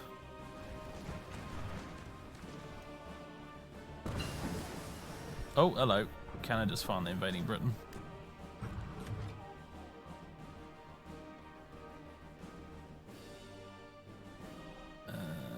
Direct ground support's done. Sweet. We're going to move away from this right now, and we're going to move over to here because I want advanced carriers, for which I have a 100% research bonus, so it'll be done in 55 days. We will have designed and blueprinted a brand new type of carrier. Now, if that isn't seamanship, I don't know what is.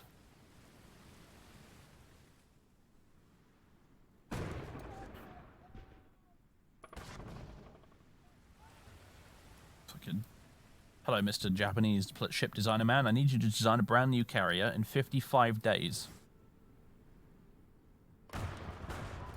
Righto, sir. I'll get straight on with it.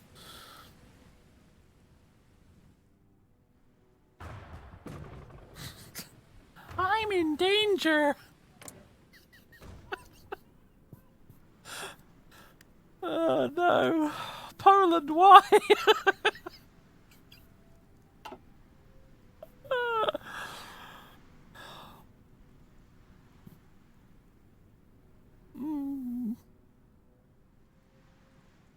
I'm so sorry, Poland.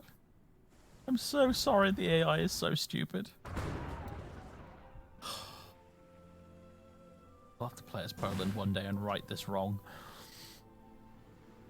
Yes, the Great Gobi slog continues to slog. However, guess who gets to go home now? Finally. Right. Milados.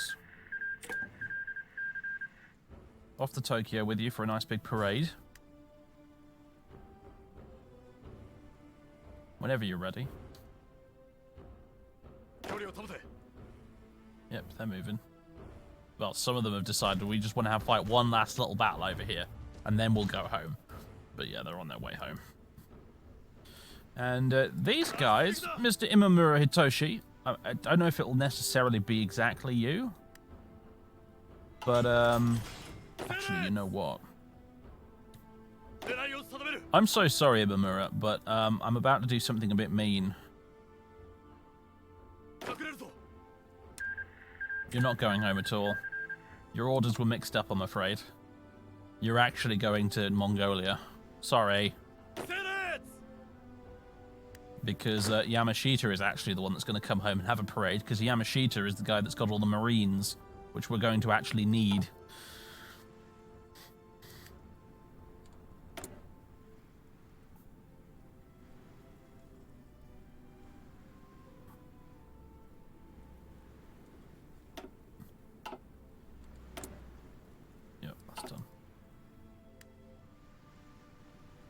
CSA still alive? Yup. They're just kind of eating the Union State from the inside like some sort of chestburster alien right now. That's what they're doing. Huey is indeed getting trashed. What remains to be seen is how the CSA get on once they finish trashing Huey. Will they suddenly start pushing right back towards the Rockies, or is it going to be too late for them? Are the PSA going to end up taking Texas in the peace deal? The drought has ended. Oh, thank God. What's the situation in America? You were just looking at it right there. That's what I was talking about that entire time.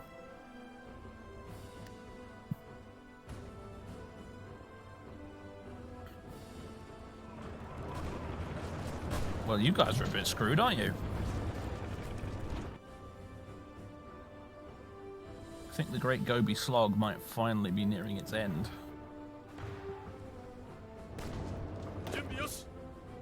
Glorious soundtrack playing right now. What is this actually called? Empire of the Sun. Perfect. Brilliant.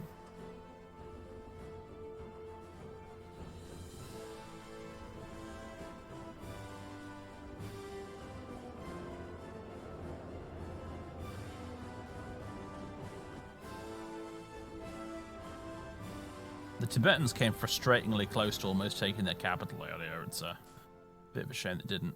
Now, here's the funny thing about Xinjiang. They actually are smaller than they look because there's a big blob of territory right in the middle that's just impassable desert like the Sahara. So...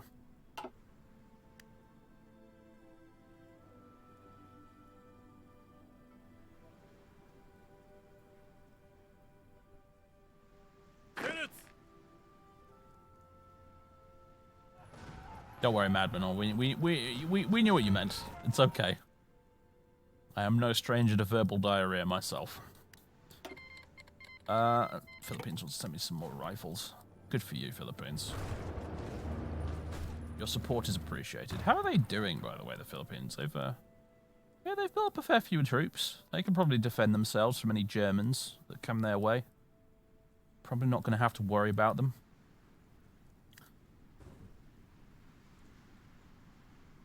They've actually got more divisions now than they had when I invaded in the first place. Honestly, the longer America is just battling itself and not meddling in world affairs, the better for us, really, I think. The longer we can postpone the inevitable question of how America's actually going to end up, the better. The longer neither side commits to joining the wider war, the better.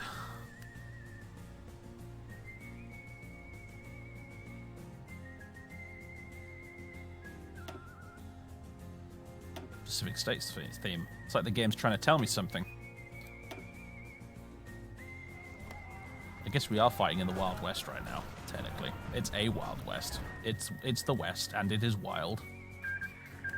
Venezuela has joined the Andean Pact. There's a great Korean movie called... I hesitate to recommend it because it's been a long time since I watched it. But I seemed to enjoy it a lot when I did watch it, and it's called... The Good, the Bad, and the Weird, and it's kind of like a spiritual remake of The Good, the Bad, and the Ugly.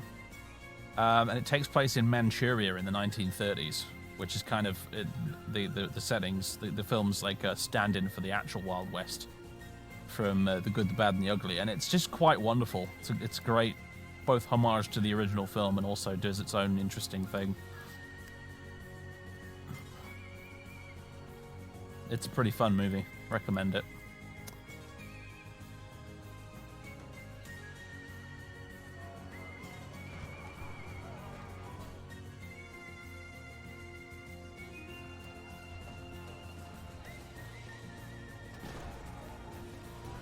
Well, in fairness, we probably only see the best bits of Korean TV and film because that's the only bits that actually end up filtering through to the West. But yeah, I have to admit they've made a lot of good stuff.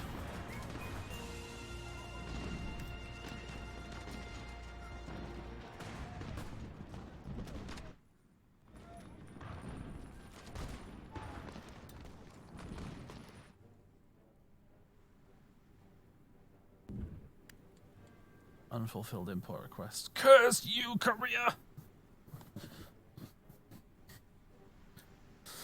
stabbing me in the back. I give you independence, and this is what you show me for it. At this point, you would just console command and make Xinjiang Qing surrender.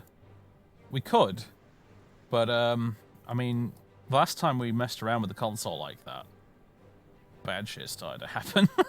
So, you know, I'm just going to leave it. I'm just going to leave it. This will be over eventually. And I have enough freed up troops now that I can actually start focusing on expanding elsewhere while that's going on. So, I think we'll be okay. Right, our artillery's finally up to date, which is good. How's our industry? More or less up to date. I think I've pretty much given up on the whole idea of synthetic oil. Because if we were going to do synthetic oil, we should have started at the beginning of the campaign working on that, so never mind that. Naval doctrine. We've been neglecting this a bit, haven't we?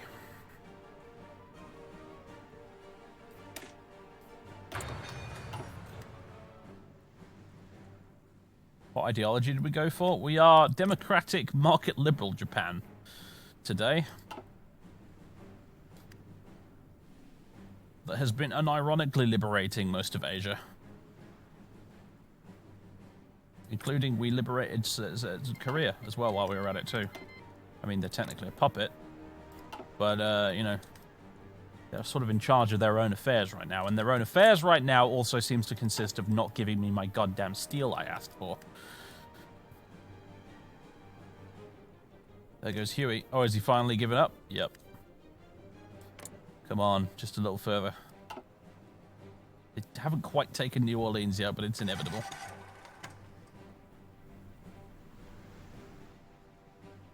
I don't know what that sound was. The game likes to throw random sound effects at you, and I can't remember what they are. Was that the upgrade sound effect? I'm not sure. I think it might have been that sound might have heralded as finally upgrading our destroyers or something.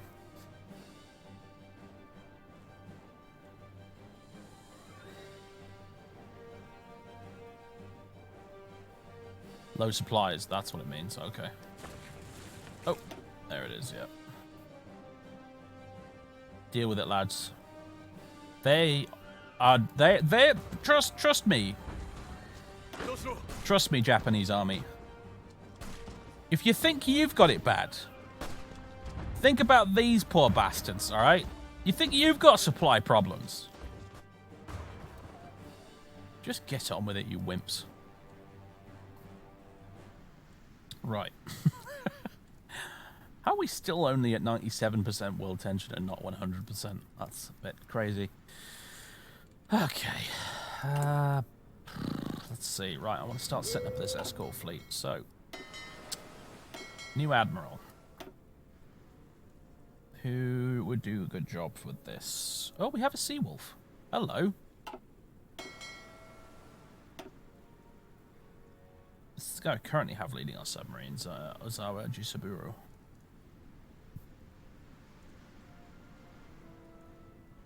I think I want this guy to be my escort admiral.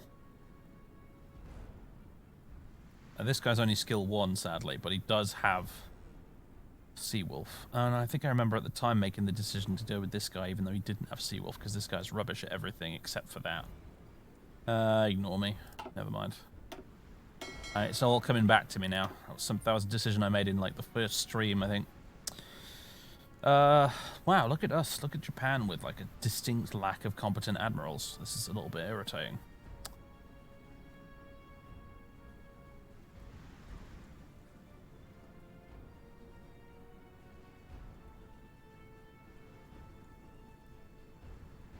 Hyakutaki Gengo, I suppose. You've got decent enough stats. You can be my escort fleet admiral.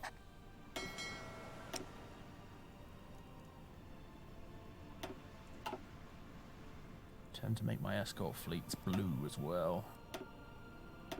Like that. There we go. Okay, cool.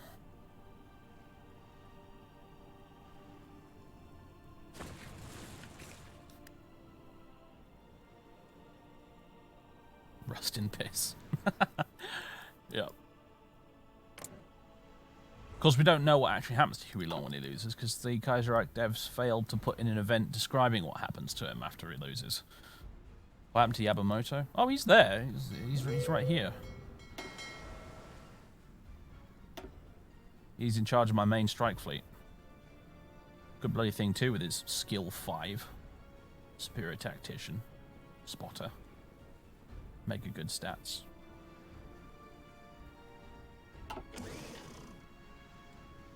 Fucking what isn't it now? More steel.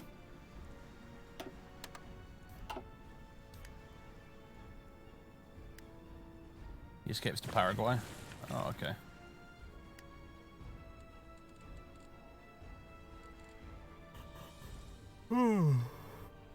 Yeah, we got Yamamoto. We got Ozawa here, who's actually rather good. Skill 5, good stats. He's in charge of my submarines at the moment. I think in spite of the fact that he doesn't have Seawolf, he's probably still going to kick ass, actually. Just because he's got the raw statage. And if he somehow manages to develop Seawolf just by using submarines constantly, then holy shit, we got like a contender to beat Helfrich with that guy. So we'll see.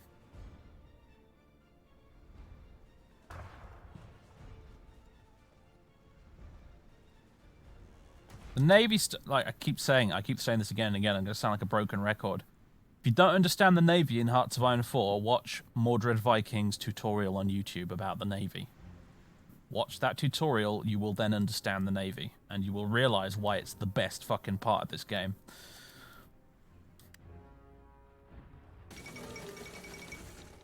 The fall of Warsaw. Well, who saw that coming, eh? I am shocked. Shocked, I tell you. Once described as the Paris of the East, during the Renaissance, Warsaw has hit rough times in recent memory. There was hope after the Weltkrieg of renewal, but alas, fate has not been kind. As the Polish army collapsed trying to defend the city from both sides of the Vistula River from advancing Russian forces. In a bitter twist to older memories, the royal castle in Warsaw has been plundered again by Polish soldiers before they fled the city, according to the Russian Empire anyway. Poland hotly contests this, claiming Russian troops ransacked the palace after heavy fighting. Regardless, with the fall of its capital, the future of Poland is in jeopardy. You could say that. I would say that's possibly something of an understatement.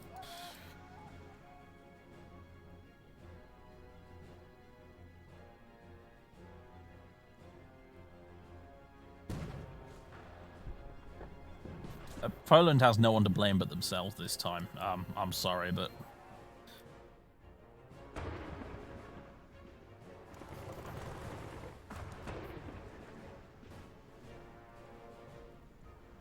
But then again, I mean, we can point and laugh at Poland and their national focus tree, which they, you know, researched, ignorant of everything that was going on around them. But this has been a particularly screwed up Weltkrieg.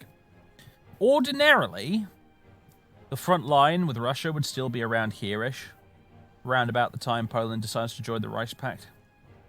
That's how it's designed, and that's how 90% of the time it plays out, so it's actually fine. However, this was that 10% of the times when it really doesn't happen like that at all. I can't even remember how exactly this war kicked off in the first place, but it didn't happen the usual way. The usual way is Russia decides to attack the Caucasus, which then triggers them joining the Weltkrieg. This time, the war in the West hadn't even started by the time Russia was at war with Germany.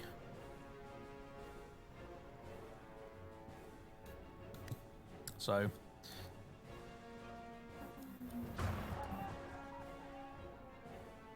the real winners here are Serbia / Yugoslavia, if you ask me. They've come back from the brink a couple of times, and Romania.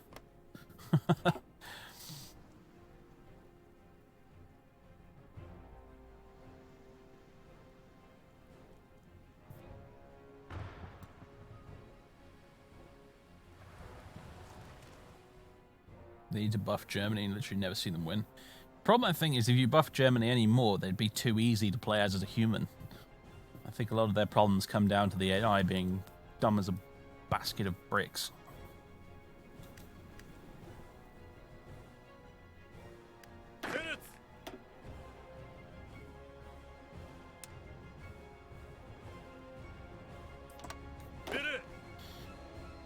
Offensive line there. Yamashita.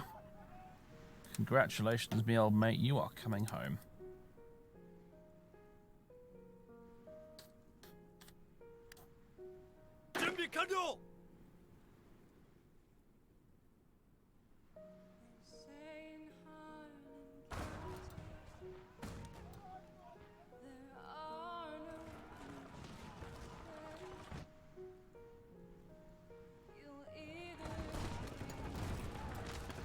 This would be a really good opportunity for a surround here, except never mind.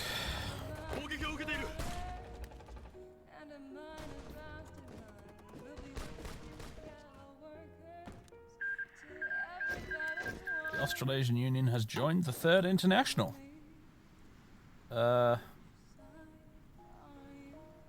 Yeah, see, that's interesting because it means now we're probably going to have to accelerate our plans for dealing with German East Asia somewhat. Because this basically means that you can guarantee we aren't getting this. Kaiser Wilhelm's land. Oh, God. Yeah, we're not going to be getting that because the Australians will be having that.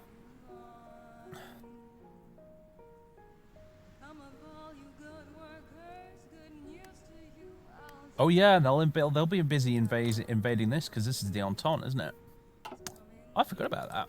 That's a fun little spanner thrown into the works, isn't it? Ha! Well, all right then. Yeah, I mean, you're welcome to the Dutch East Indies, Australasia. Just leave German East Asia alone. That's mine. How soon can we jump on that? We've nearly finished bomber focus, so very soon is when we can jump on it, hopefully. 2 more days. Yeah, Insul India is screwed. Things have not gone well for Insul India. Oh, they're over here as well.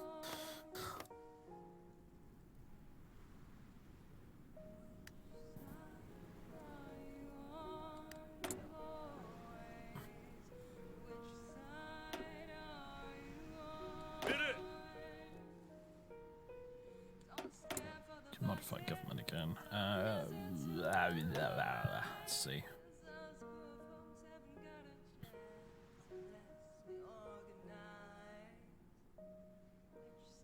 Light bomber manufacturer. Let's go for them.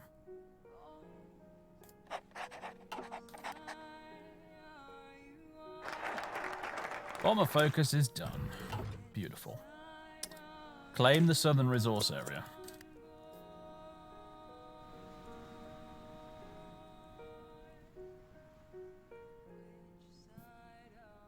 I suppose I could just try and, you know, justify on you the old-fashioned way. I actually could. Take about 60 days, though, which is about the same amount of time it'll take to just do the focuses, so never mind.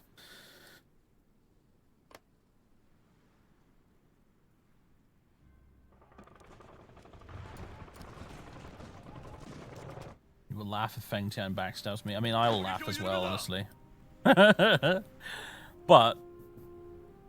you know, as we witnessed in the previous campaign, it's actually surprisingly easy to deal with Feng Tian if they backstab you.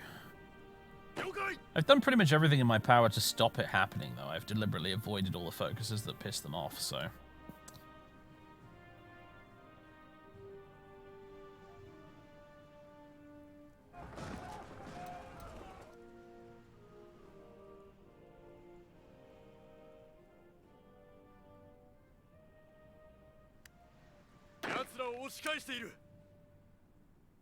Tidy that up a bit, shall we?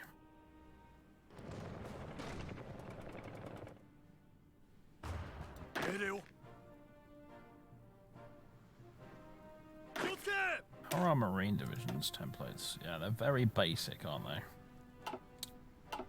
They're going to need some support brigades just as soon as my stockpile's big enough to actually get away with it. In fact, actually, no, it probably is. I've got plenty of support equipment and motorized, so tell you what. Engineers. Recon. Field hospital. Logistics. Maybe artillery as well. where's the stat for naval invasions?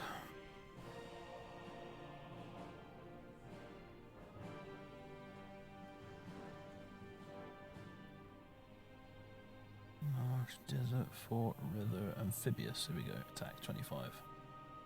Seems to be alright. That's militia. Oh, it is militia. You're right. Sigh. Right. Same again then. Boop. Boop. What is it currently?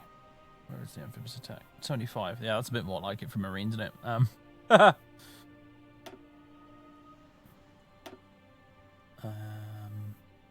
Cavalry recon. And logistics. Sweet. Maybe, can we afford to make him a bit bigger? Do you have the manpower for that? Make him combat with 20. Awesome thing to do here would be to give him some like Amtracs and stuff, but I haven't researched that shit yet, so unfortunately it's just gonna have to be like that.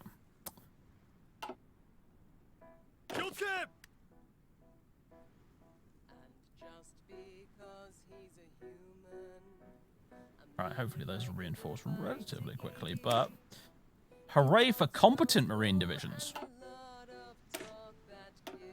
Oh boy. Apparently a lot of our infantry needs upgrading too.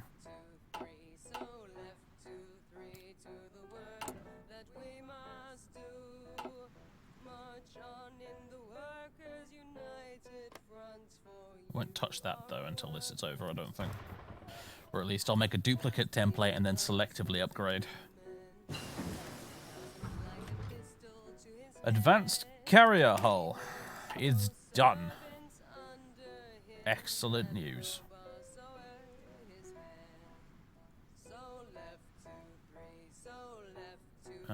Let's start researching this. Racket shooting. And it's time. Oh, baby, hello. Hangar space. Give it radar just because why not? Tier 3 carrier engine. 37 knots, motherfucker! Carriers are really awesome. That speed is... The thing is, I think carriers are almost a little bit underrated in Hearts of Iron 4. A lot of people just go for battleships. But carriers kind of rock.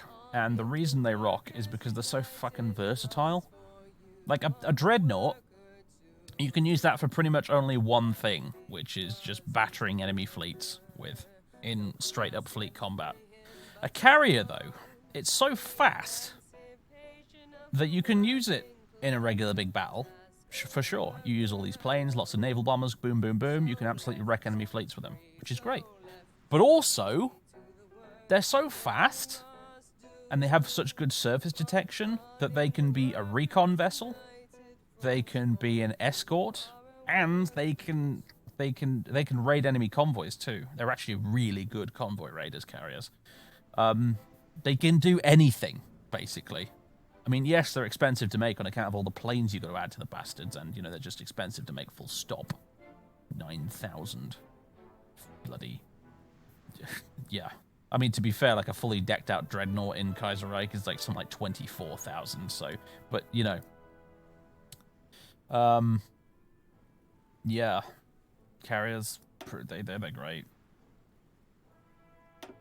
Now, to be fair, I haven't put any armor on this, which is part of the reason it's so fast.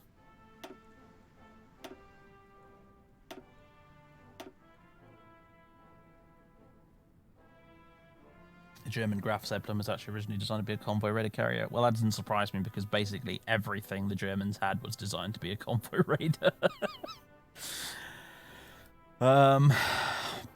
Yeah. Carriers are pretty great because they can do basically anything. That's why when I play as Australia, my navy just ends up being carriers and destroyers. And that's it, because they can do basically anything you want them to do.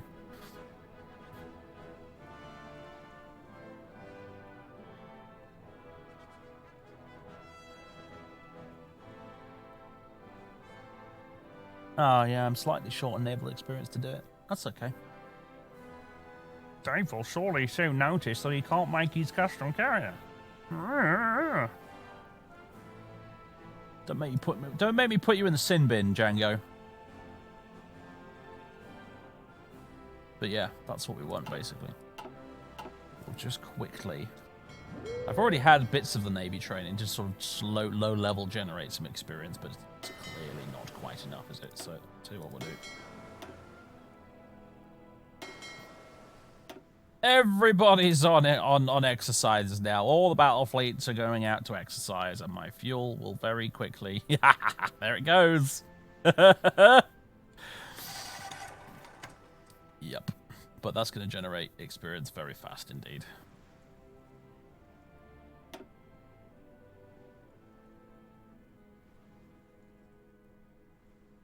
Rip dinosaur juice. Yep.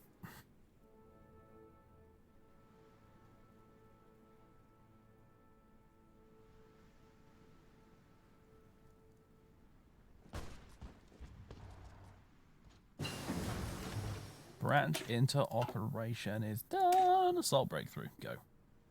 Plus 10% breakthrough for the whole army. Fucking sweet.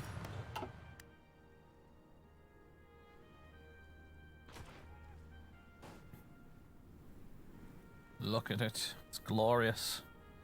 And hopefully it won't try and betray us. Slowly creating a very large monster.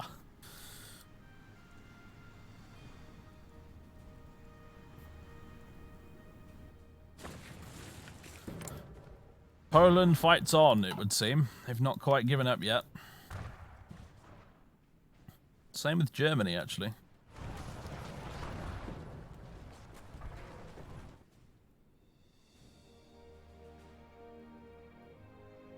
My God. I've never seen Germany hold on so tightly. This close to defeat before. Will they snatch No, of course they won't snatch victory from the jaws of defeat, but it'd be nice to think they would. As soon as all this, as soon as the Poland situation has been dealt with, you can believe that this will also collapse.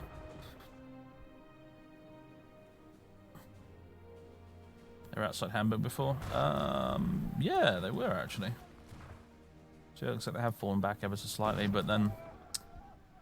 remarkably little progress in Persia as well, actually. They've like, taken that little sliver of land there, and that's it.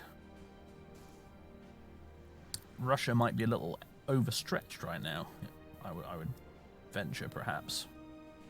Credit where it's due to Dr. Fat, who actually predicted that the Ottomans joining might slow down this, and I was very skeptical of that fact, considering the rate at which Germany was collapsing at the time. But I think maybe this plus Poland has been enough to stall it a bit.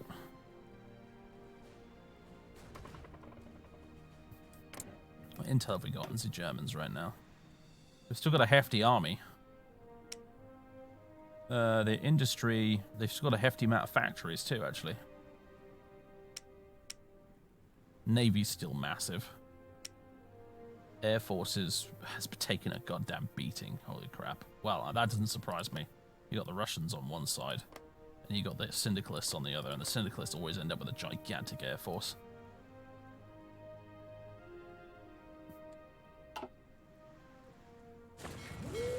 Germany, East Asia, and Ukraine.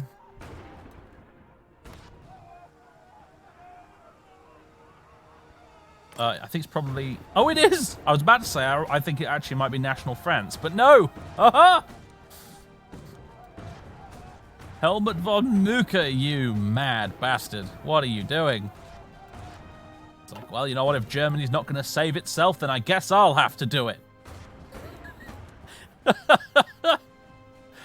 course, because the Ottomans have joined the Reichspakt, the Germans can get their fleet through the Bosphorus, can't they?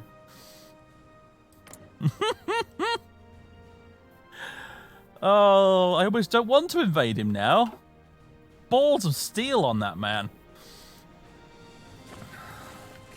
Funny thing is, as well, German East Asia gets Rommel as a general. So probably right now, Rommel is just rolling his tanks up the Ukraine at the moment.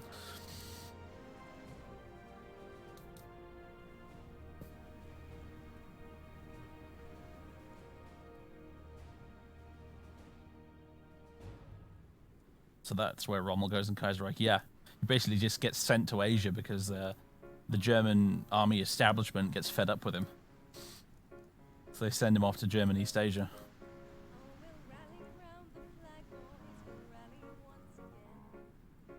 So I guess what happened here is Rommel one day just turned around to Helmut von Mucke as they were reading the incredibly grim headlines in the newspapers and just said, "You know what, Helmut? I have an idea. It's a little crazy, but it might just work." Oh, all my fuel is now gone, by the way. But look at that! I've got 32 naval experience now. Hashtag worth it.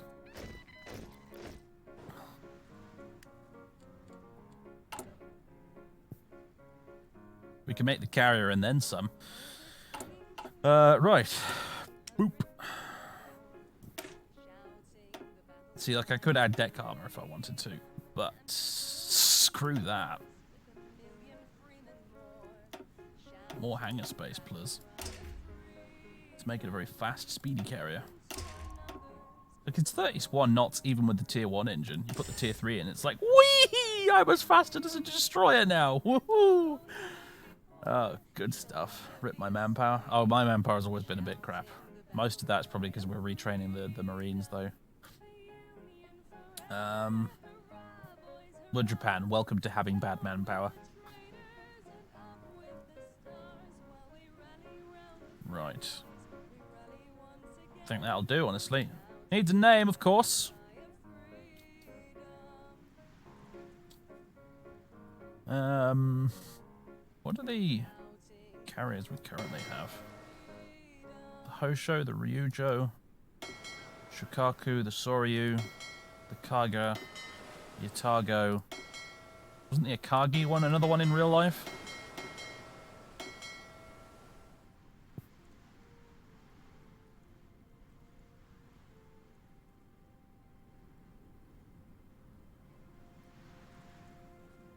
Yeah, the Akagi. I'll make this the Akagi then.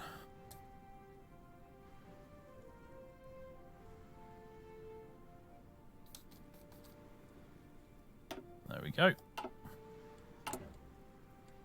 And what we'll do is build a couple of these.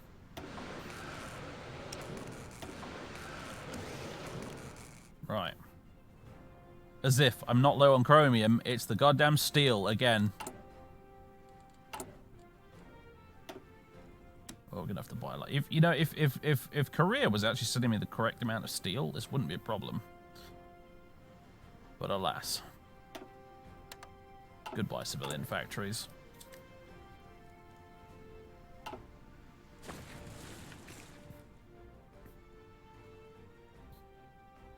I'm not making a carrier called the Yamato, that's just cursed. Collapse of the Union. The Union State's finally given up the ghost. Jolly good.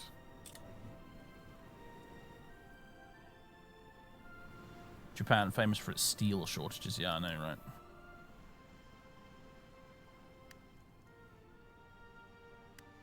I mean, how much steel does German East Asia have, out of curiosity? Because apparently we're more interested in that than the oil right now.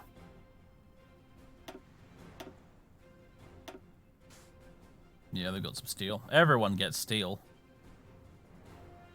Except for Japan. Poor Japan. I mean, the Fengtian's got a ton of steel.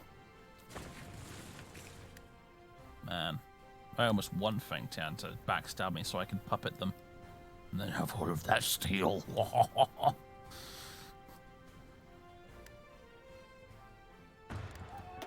Apparently we have air wings with... Oh, no, it's gone now. Never mind.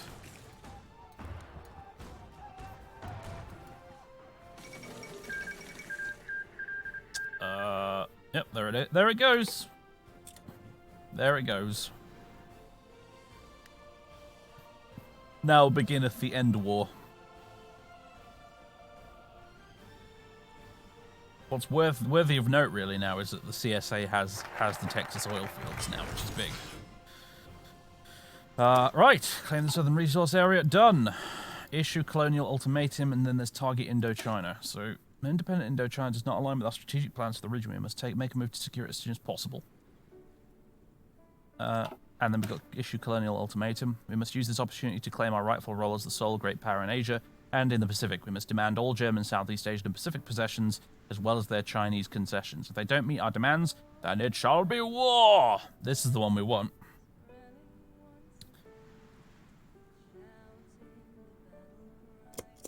Do it.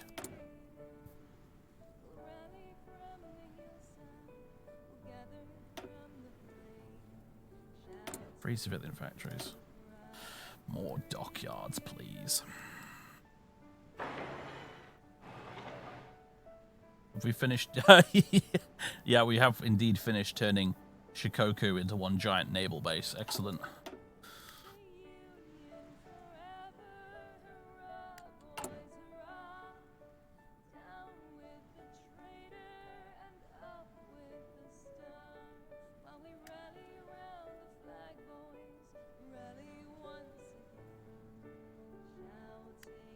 February 1948. That just won't do, you know. That just won't do. There we go.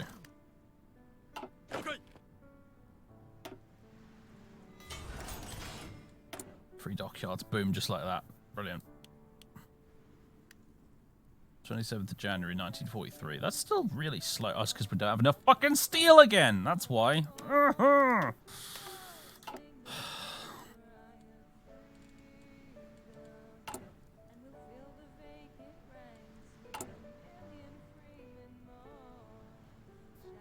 Right.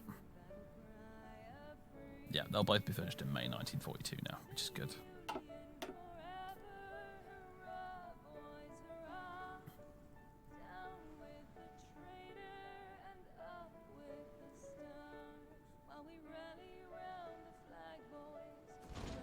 Is this war ever going to end?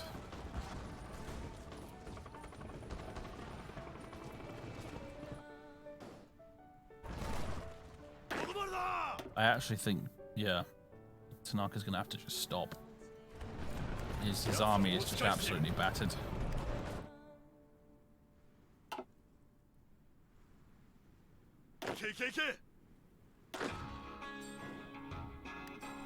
No, we can't have that. They've lost, okay? The Union State's dead, alright?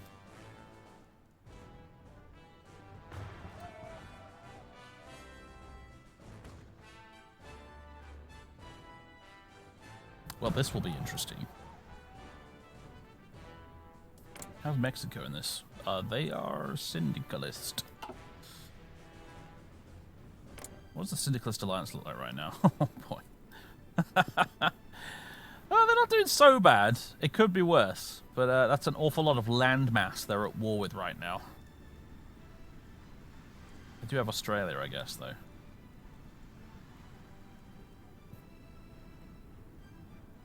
Big blow to the Entente, that losing Australasia. Big blow. Can't. Quite a few times I've seen when the Entente actually makes it to Europe, I see a lot of Australasian divisions filling the gaps, and suddenly not having any of that at all. I think the Entente might be ever so fucked in this particular playthrough. National France has already tried and failed a naval invasion. Canada already tried and failed a couple up in the UK here. Sorry, Union of Britain, not the UK. Not the UK. Message from the Philippines. Oh, sorry. Oh, thanks, Philippines. The Weltkrieg tanks have been really useful.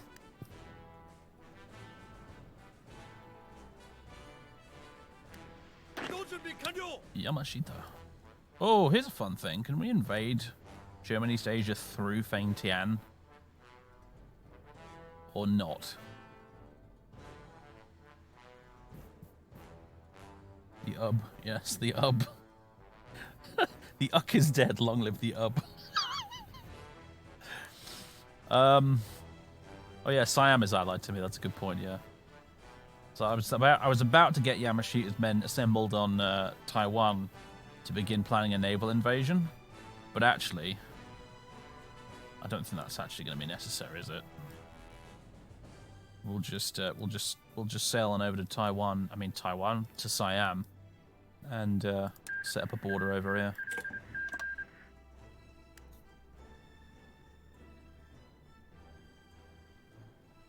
Also Burma, yeah, that's true.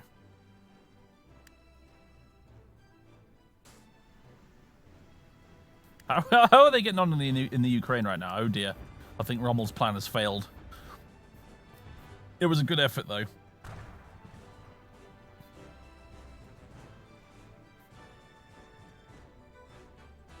How is Poland still alive? I'm amazed at how long they've actually held on for. Why does Bulgaria have Bucharest? I don't know. I think they're just being very stubborn and refusing to retreat.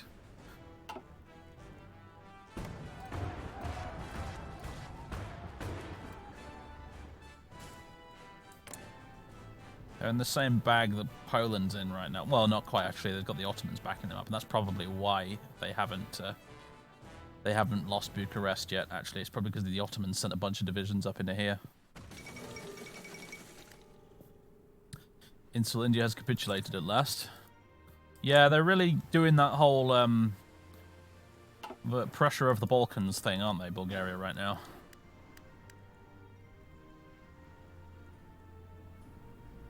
Yep, by Insular India. Do we have any... Oh, we've got all these promote investment jobbies here that I've forgotten about. Next time I get a bunch of political power saved up, must remember to do some of these. Oh, we got these two. Land Readjustment Act. For 150 days. Oh man, look at my stability. It's shot back up to 75. That's awesome. I think that was the drought that was giving me trouble there. Initial land reform. 50 days minus 10% war support. This will moderately advance our land reform. Well, you know what? Crack on with it then.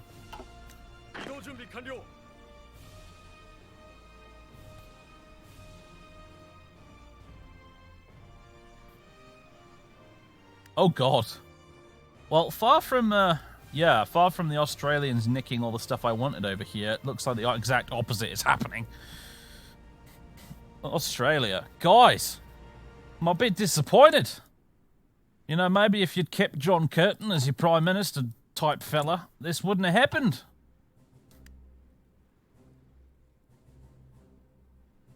I suppose they have the Rice Pact and the Entente ganging up on them right now, though, of course, don't they? Because they're at war with the East Indies and with German East Asia right now.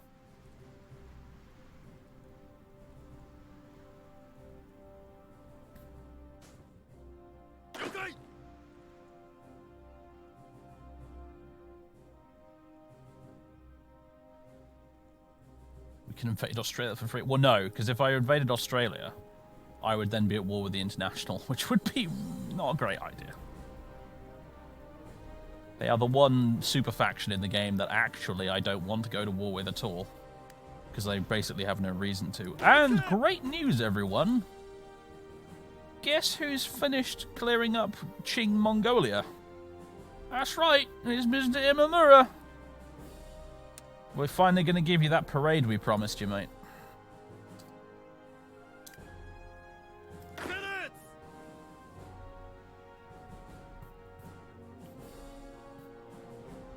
Puyi and Zeke. I love the way he just migrated to Mongolia in this playthrough. That was just delightful. They had the exact right borders and everything. It was just labeled Qing.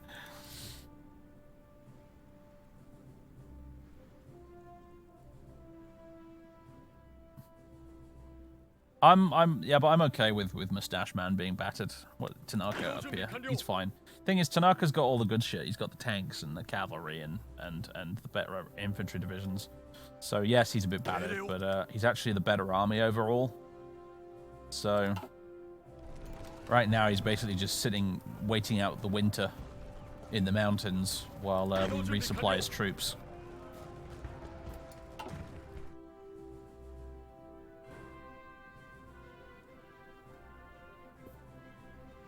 It's quite the mustache, isn't it?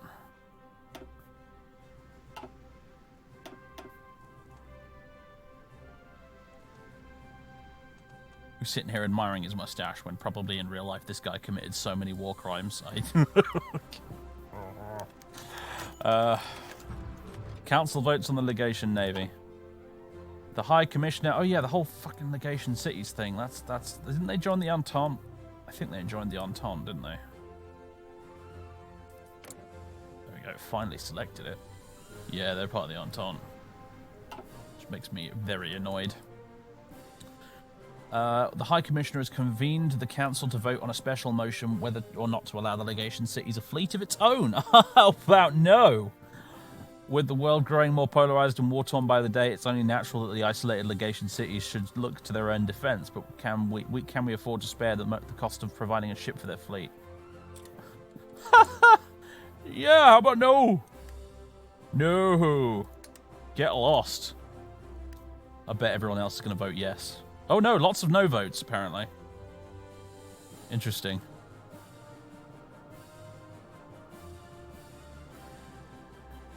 Yeah, looks like no navy for you, legation cities.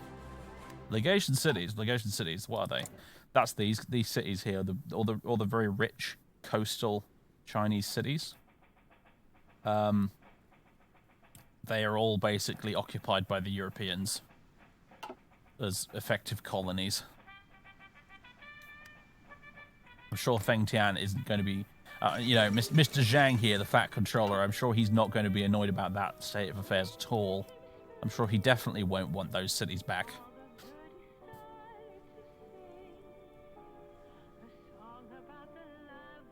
Poland has capitulated. Well, it had to happen eventually, I suppose. On the mustache dude. Shizuichi Tanaka. Tanaka Shizuichi. That is his name, right? Yep. 1st of October 1887 to the 24th of August 1945. Well, that's an ominous death date, isn't it? Was a general in the Imperial Japanese Army and Japanese military governor of the Philippines during World War II. He's also apparently one of the leaders of the attempted revolt against the surrender of Japan. Or the other way around, according to Django. But, well, if he was governor of the Philippines, then yeah, he may have had some involvement in a certain Bataan death march you may or may not have heard of in that case. So not a very nice man, but I guess he does have a decent mustache.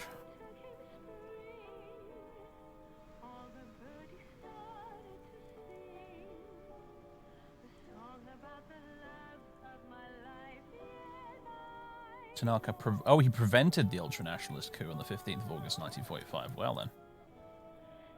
Some redeeming qualities after all.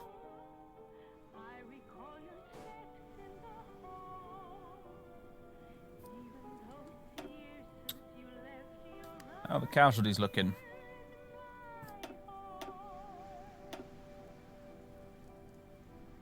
We've actually taken more casualties than Feng Tian has. That's embarrassing. The Chinese United Front has taken 2.66 million. And our Coast Prosperity Sphere here has taken 528k. So, yeah. My God, Tibet. Wow.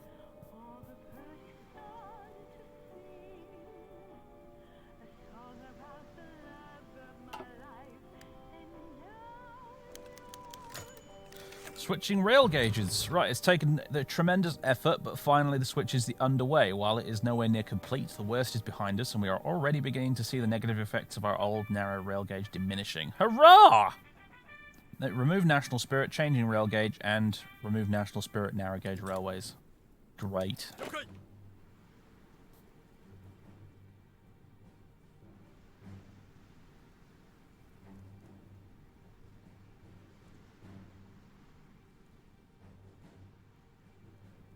Tanaka felt responsible for the damages to Tokyo by the Allied bombers and decided to kill himself rather than living with the shame. Huh. You see, I mean, they were bad people, but I tell you what, that is probably something that sets them apart from the SS shitheads that are over in Germany at the same time. Can you really see Himmler deciding to kill himself for deciding that he'd failed to protect Germany or something? Fucking half those cunts decided to flee to Argentina rather than face the music.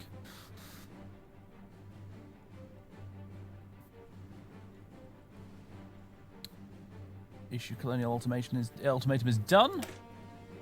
Excellent. Now, is that an event or a decision we have to do, or is that just going to happen now?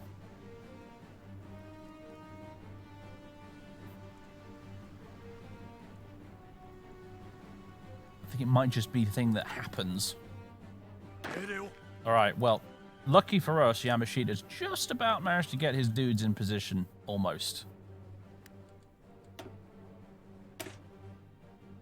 Yeah, they'll just receive the event, the ultimatum, and then they will reply to us with either a yes or a no. I assume it's going to be a no.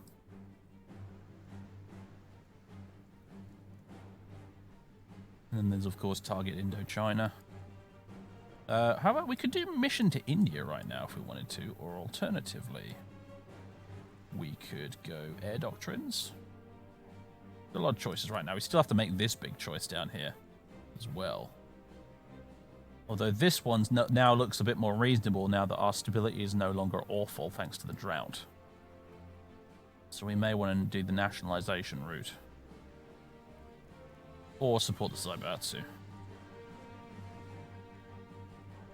Because some of these are quite good, especially that resource one, actually. And the tech research. Yeah, I think we're gonna go with the Zaibatsu. The political power gain nerf, yeah, it's a bit shit, but market liberal, gonna do Zaibatsu.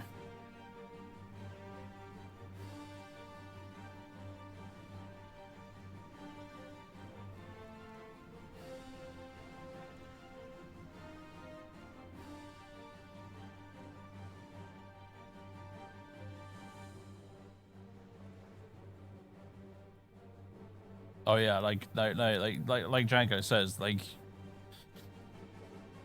people don't really know about it, and it's made even worse by the fact that the modern Japanese government kind of doesn't really make any effort to sort of, you know, make recompense for the shit that their government did during World War II. But they did some really heinous fucking shit, particularly in China during the Second World War. The Japanese, like, don't mistake what I'm saying for them being, you know, somehow honorable saints or something, because they did just unspeakable things.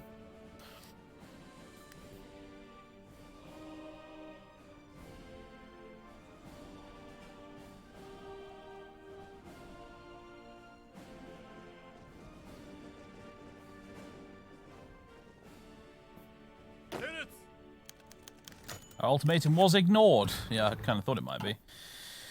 We did not receive any answer to our ultimatum from German East Asia. We must mobilize for war and secure our place as the sole great power in East Asia. I can't. If only I could remember the Chamberlain's little radio speech about not receiving the response to the ultimatum for Germany. I could paraphrase that, but as Japan. As of 1 o'clock today, on the 11th of January 1941, no such response has been heard. As a result, this country is now at war with German and East Asia. Alright, declare war. Here we go!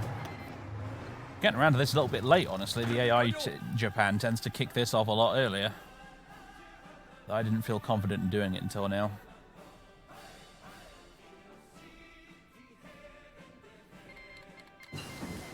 Ah, excellent. German Empire is called in the Ottoman Empire as our enemy. Oh, really?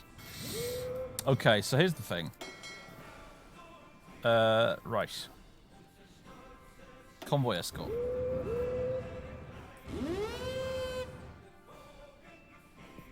Gonna have to split you up a bit. And by a bit, I mean quite a lot. Although, actually... Right, hold on.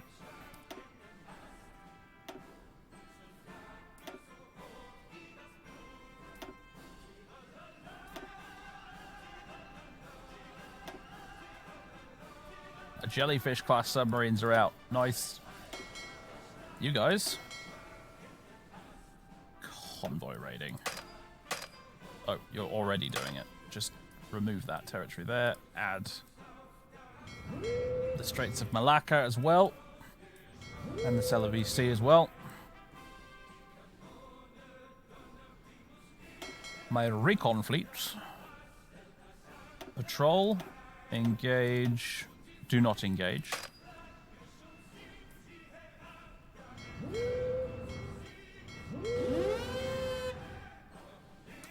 Alright. My strike fleets.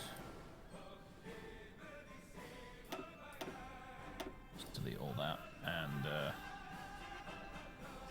who's assigned to this? What's that about? Ah.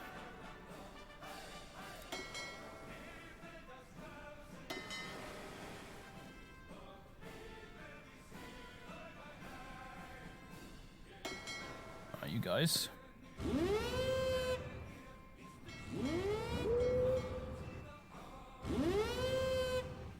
Strike force.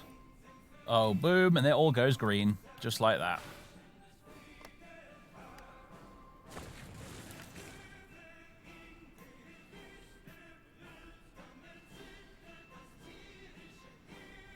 Yeah, yeah, Canada kind of has gone down a slightly dark path. Authoritarian Democrat. Davies shipbuilding deal. What are you doing, Albert, mate? What are you doing? Invading Scotland, that's what he's doing. A bajillion miles away from any port, because of course. I can only assume he's trying to take Scapa Flow, but which is quite fun to do, by the way. I like when you play as Canada. It's certainly it's what I did in Hearts of Iron 2 anyway. Yeah, in Kaiserreich, is like I you know, get my Canadian Royal Marines and do some daring little raids to capture Scapa Flow and Orkney and Shetland, based out of Iceland. Scapa Flow is fun to infiltrate in Silent Hunter. Yeah, it is actually. Right, research. New tactical bombers. Outdated equipment in production. That would be these KI-38s. Say hello to the KI-45. Which I could probably upgrade a bit, actually.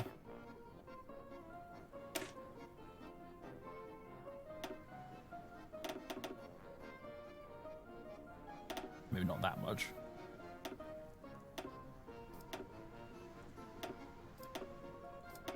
Boost the range slightly. There we go.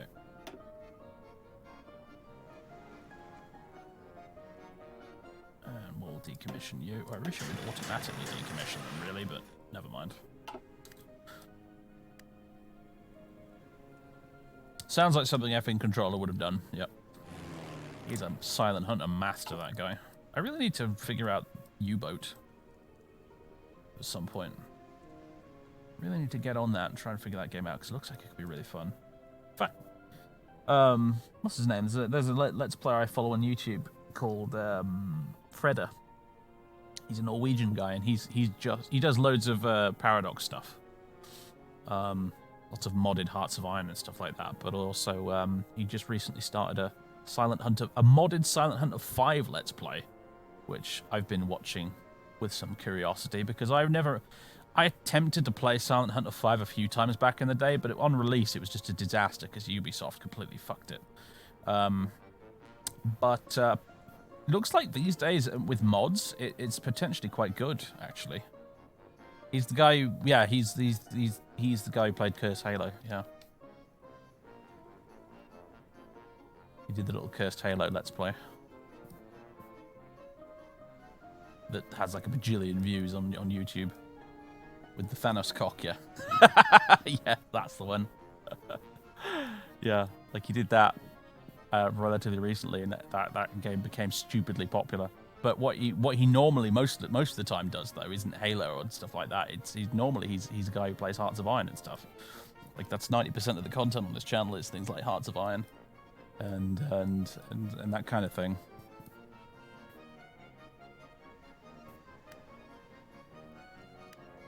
Are heavy fighters good in this? It depends on what you're using them for, doesn't it? The main thing that makes heavy fighters good is their range and the fact that they help with naval spotting. Those are the big advantages they have over small, you know, regular fighters. In terms of like pure dogfighting ability, no, they're not as good as regular fighters. But that's not what the job they're supposed to do, really. Fredda, F-R-E-D-D-A. That's what we're talking about. He has a little dwarf fortress smiley face icon as his avatar on YouTube. Oh, that's how you know you've got the right guy.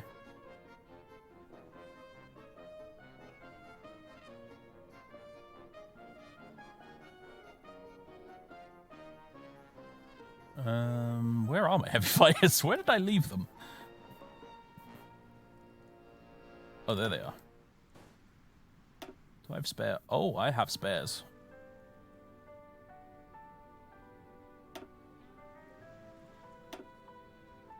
We've been busy building away, haven't we?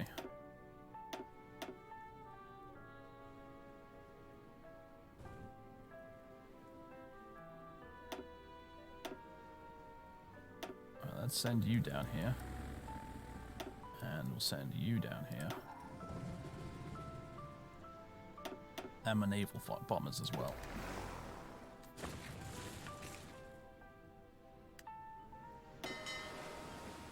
Okay, fuel is swiftly going to become a problem. As long as the strike fleets remain in port most of the time, which is what their job is to do, they'll only come out if we find an enemy fleet. We should hopefully be okay, maybe with a bit of extra trading. German Empire is called the Kingdom of Finland as our enemy. Oh no! Not Finland!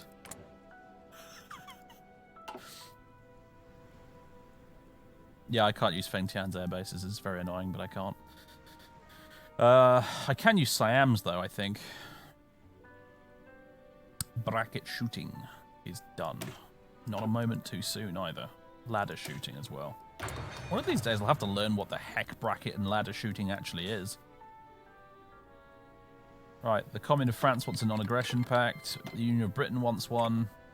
Frickin' Nicholas popping up with his mustache and his flat cap. What are you doing running a country in wartime, Nicholas? Honestly. Oh dear. Anyway, and the Russian Empire wants a non-aggression pact. That I'm particularly pleased with. Could I try and invade the tiny Finnish kingdom? Probably not. However,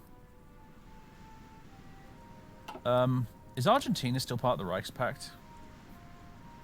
Yeah, they are. If Argentina get called in, I am going to make the Japanese Falkland Islands a thing. I have already promised this.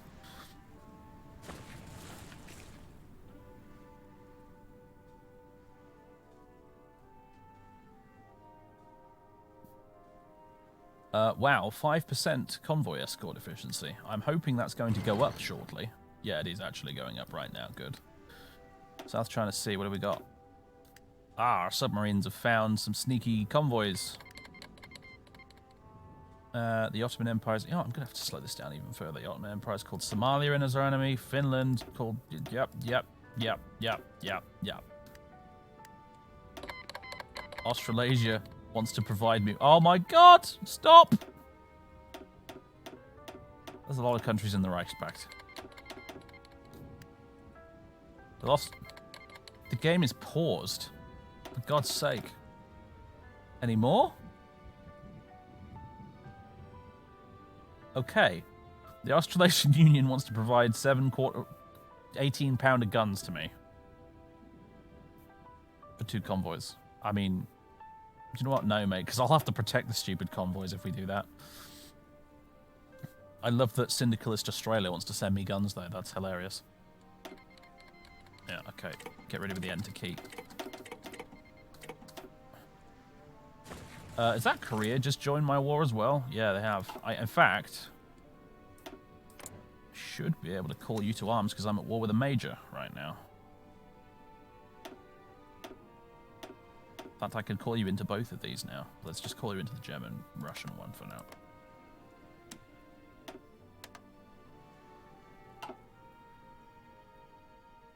Imperial glory does not apply in this scenario.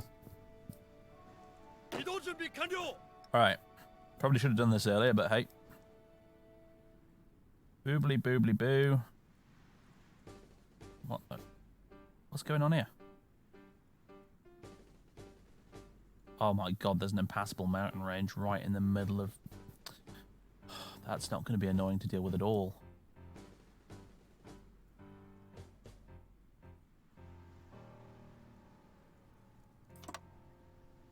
Alright. Have a staff office thing. What? Why is this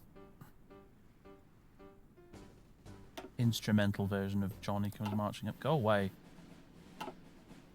Where's...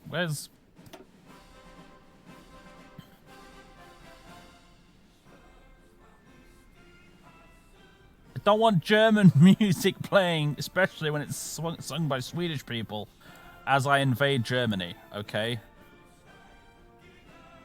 This will not do.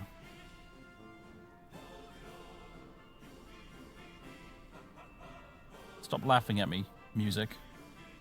Empire of the Sun. There we go.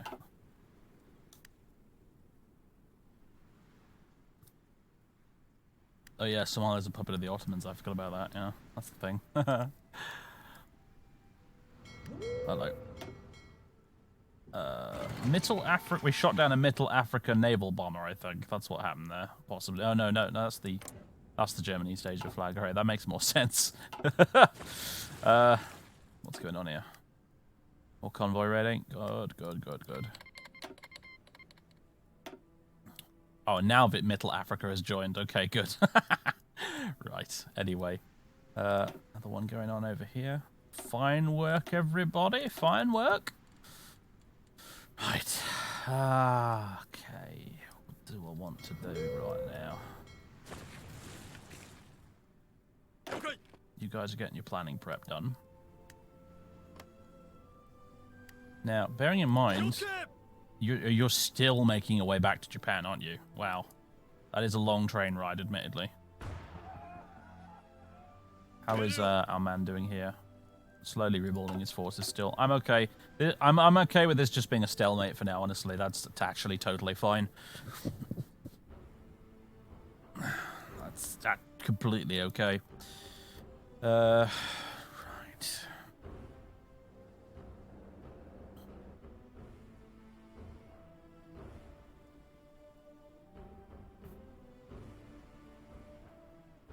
About the Philippines, are you guys involved? They are, and more than that, they're actually currently advancing into Mindanao right this second. Brilliant. Hey, the Australasians are pushing back.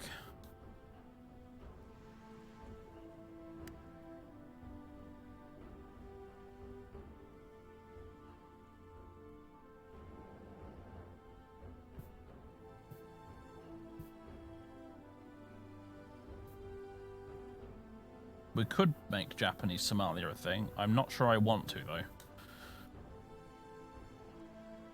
30 days of fuel left at the moment. Right, let's... Who's got the oil? Pacific States have got the oil. Let's have a bit more.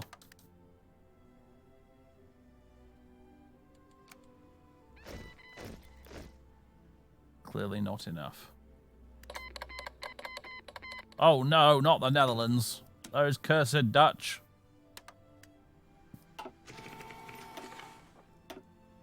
Very nice. How's my mission efficiency right now? Still really low convoy escort efficiency. Eek.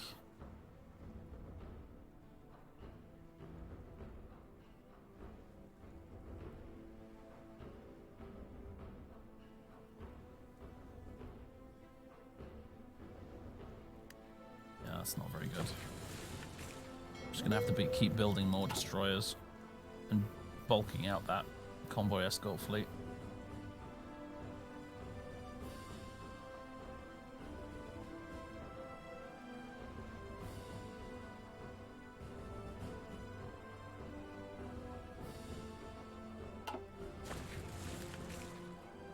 Luckily, our convoy raiding is at a 100% efficiency.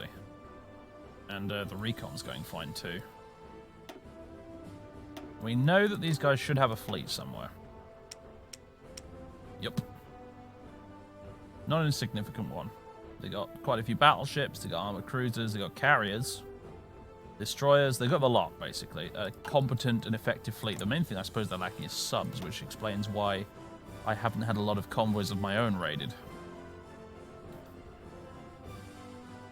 They don't have a lot of destroyers either, which is interesting because that probably means that their main fleets are not going to be screened very well. Because it looks like what destroyers they do have are... Oh god, here comes the pain train. It looks like what destroyers they do have are out busy desperately trying to protect their escort, their brain, words. Make it happen. You can do it. I believe in you. Desperately trying to escort their convoys. Right. My naval bombers. They don't have very much range, do they? It's a bit disappointing, honestly. But if you rebase to there,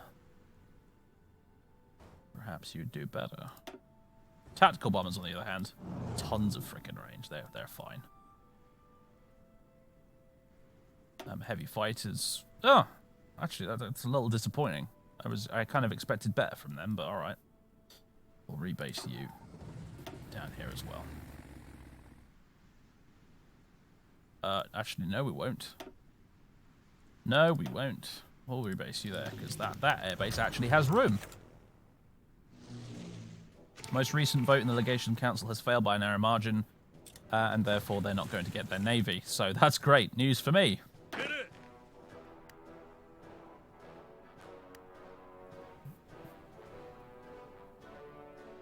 Yeah, I don't know why Feng Tian hasn't finished this fight just yet. Their army isn't even that big, considering. In fairness, and I think this might be part of the problem, technically their core territory is this. All of this, they are occupying, which means all of this has resistance. And that is probably where all their manpower and resources are going, fighting resistance in the rest of China. Hit it.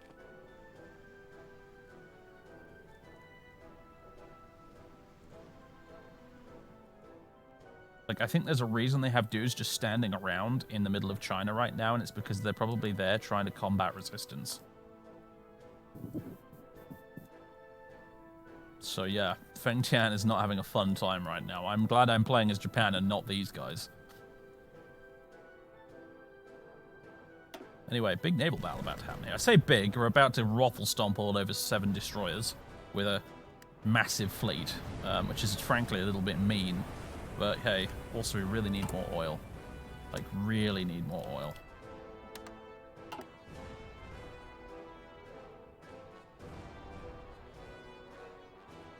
Planes have already arrived. Oh god. Oh god, like every strike fleet is on its way.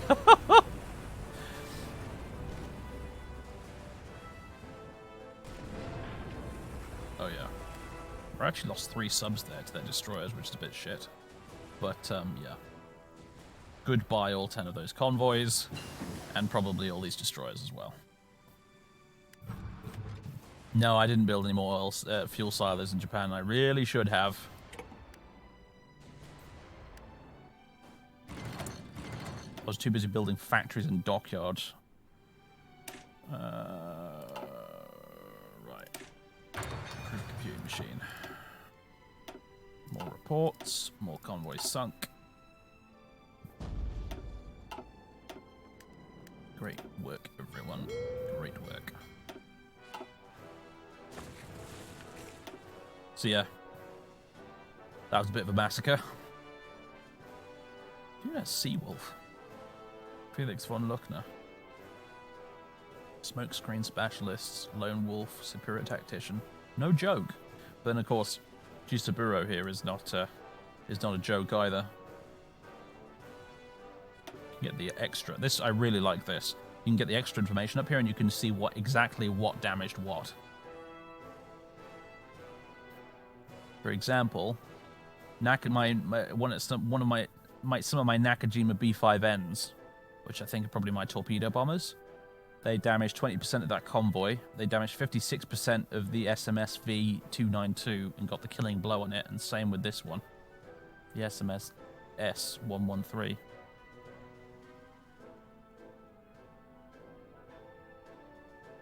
And the Aki, my big ass dreadnought battleship, completely nuked that convoy. 143.6% damage.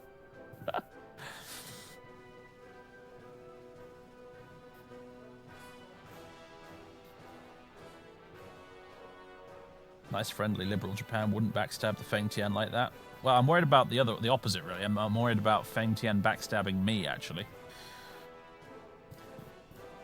But hopefully they won't, because I've tried to be as friendly to them as possible.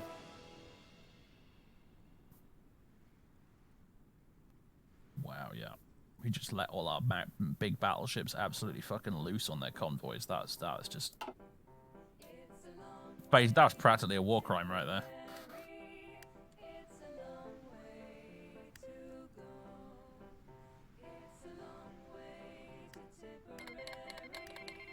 Argentina's called Paraguay. Oh my god. Are we at war with the Papal States right now? Are we at war with the Pope? We are. We are officially at war with the Pope. A state of war exists between the Empire of Japan and the Pope.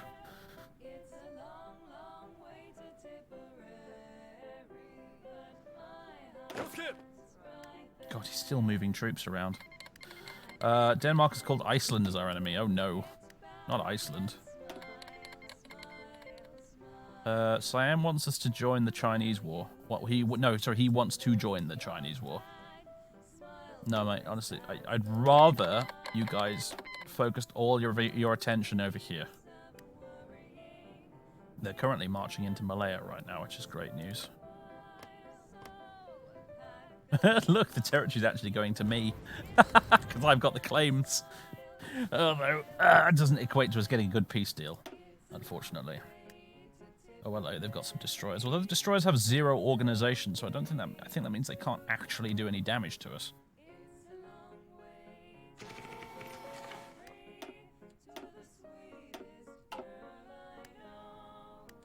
Air wings with no mission assigned. Who would that be? Ah, our naval bombers.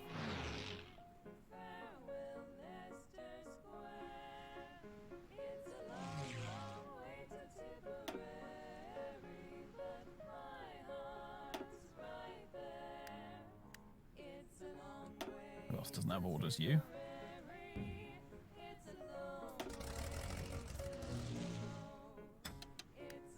There we go. Solid.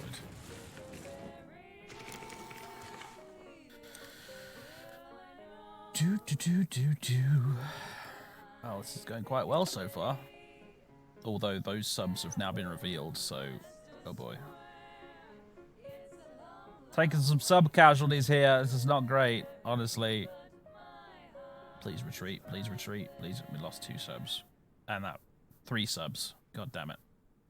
To a destroyer group with no org, guys. That's a bit embarrassing, I'll be honest.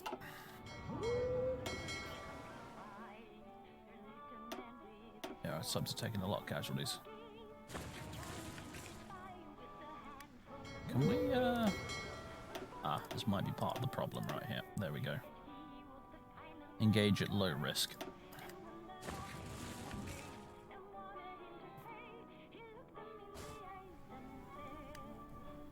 How is this going? Looks, it's all a bit yin and yang right now, really. It's a bit evenly matched.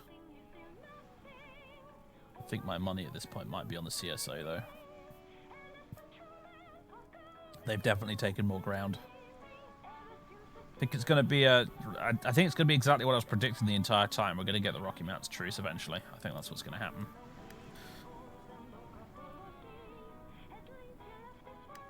Are they migrating to Ukraine? No, the little Ukraine invasion is over, I'm afraid. Look at Germany still desperately holding on. Although they really are screwed now.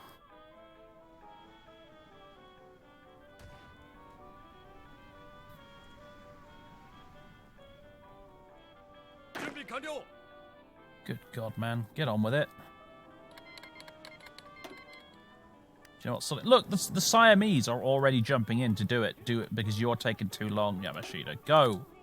Go, mate. Go, go, go. Advance aggressively. Jesus. I don't want Siam getting all the goddamn war score here.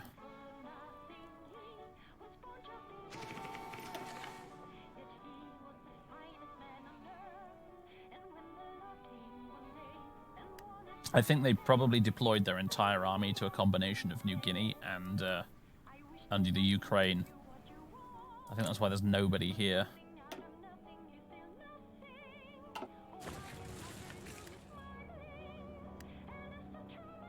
Hang on a minute. Do you really have... Okay, there are divisions attached to that one, but not for this one. Just fucking go, dude. Just... Go. Go, go, go.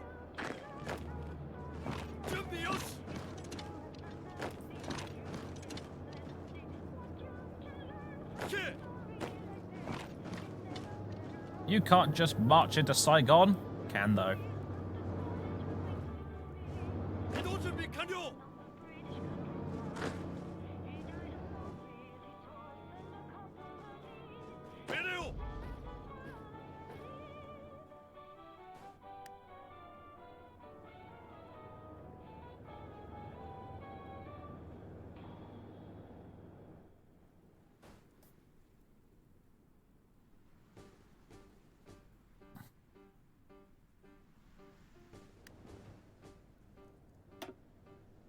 Convoy battles, although looks like they've got some naval bombers.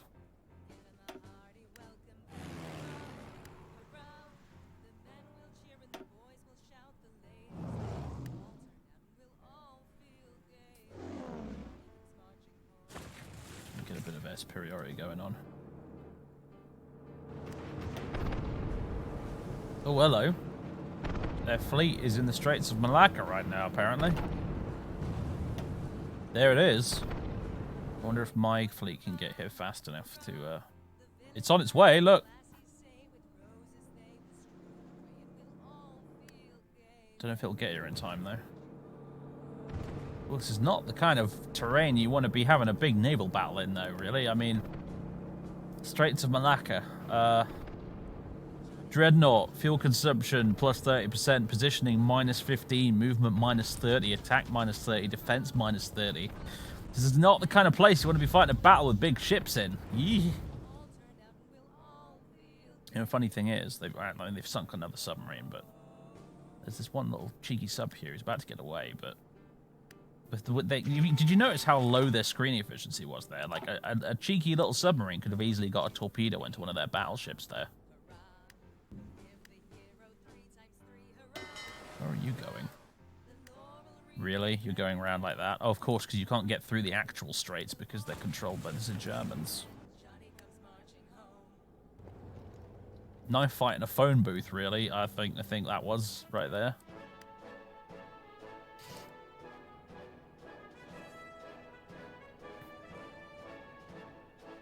Oh god, did the Siamese just get surrounded? They did, didn't they? They don't have any troops down here. It's just a couple of cavalry units marching back up the peninsula. For God's sakes, I am.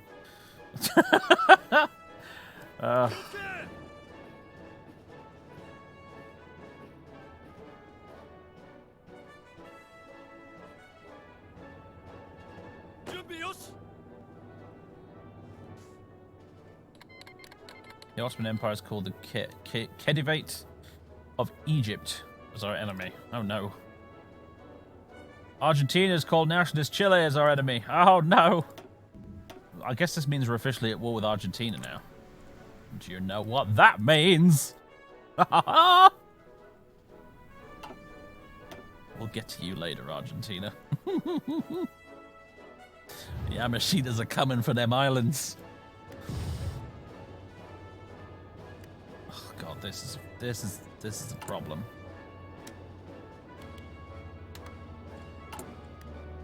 Precious civilian factories are getting spent on fuel. I don't even have enough of it either. You know what I genuinely cannot afford? To have all my fleets out here at once.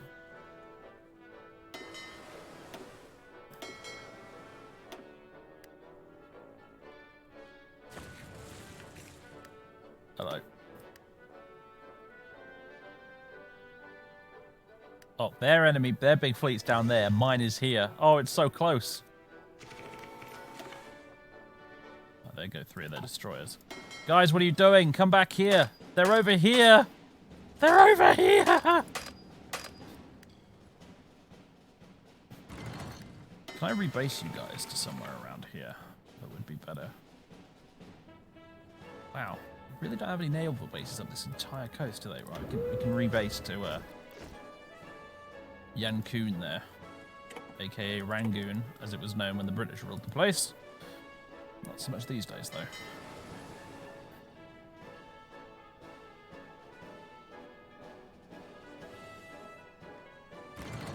There goes my other fleet. You guys, how about we rebase you? Let's also rebase you to Yankoon.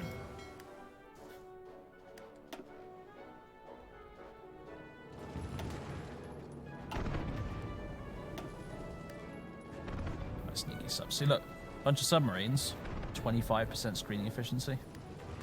You could totally torpedo one of these battleships.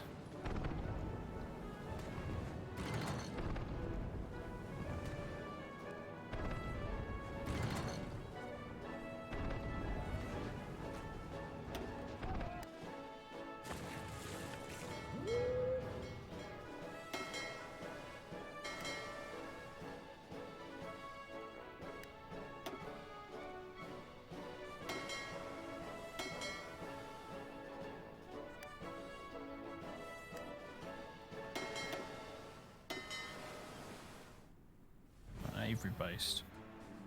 Oh, we've got no fuel. Nobody's got any fuel. Fucking hell, how much oil do I need to buy? Current consumption 9.8k a day. Daily gain 6.7k. Oh god.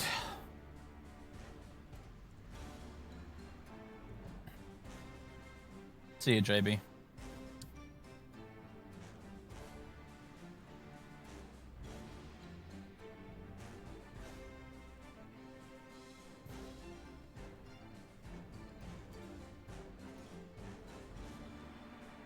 Oh, man.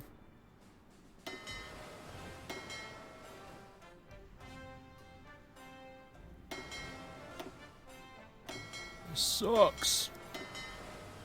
No, I don't have any silos, mate. Been feverishly building military factories and dockyards.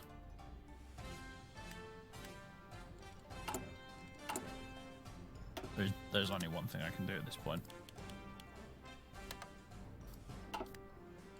Just buy more oil. Daily gain is 9.1k. Current consumption is 9.9k. For fuck's sake! Ah!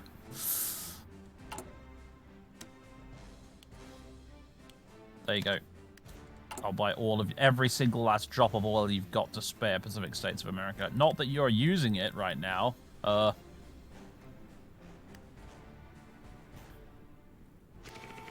Hurrah! Finally, fuel's back up.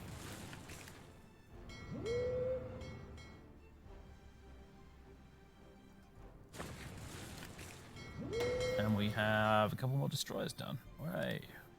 You get to join the escort fleets that are really not having to do an awful lot right now, must be said.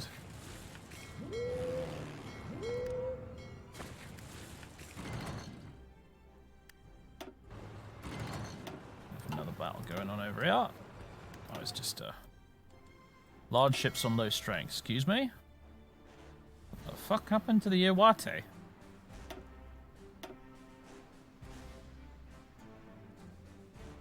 Did it run into a mine or something? What on earth?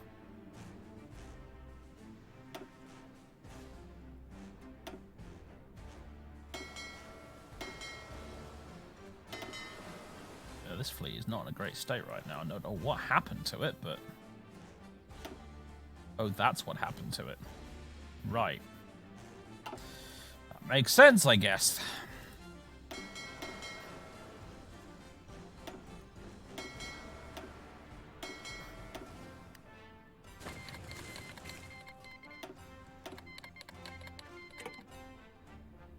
Just a second. Oh, okay.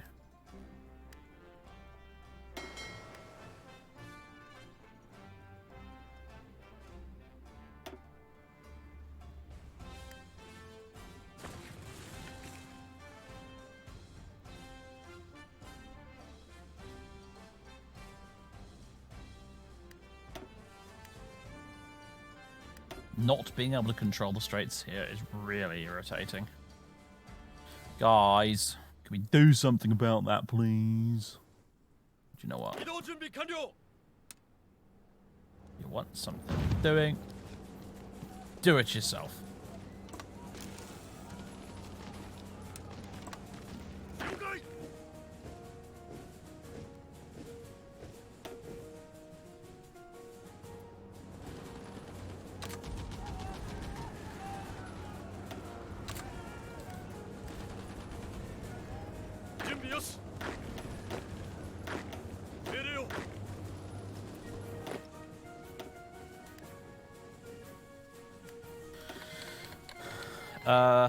What? No.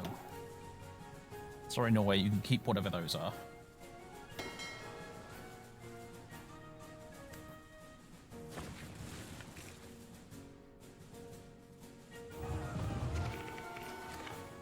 Yeah, another impassable mountain range, who'd have thought it?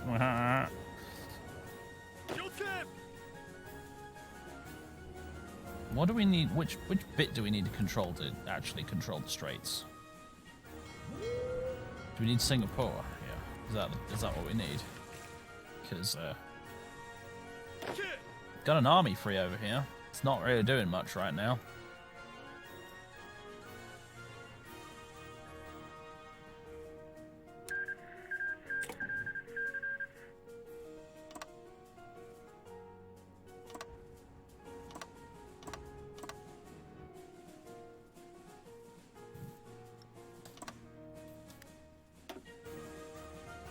It's going to take him like a million years to plan though, isn't it? Yeah.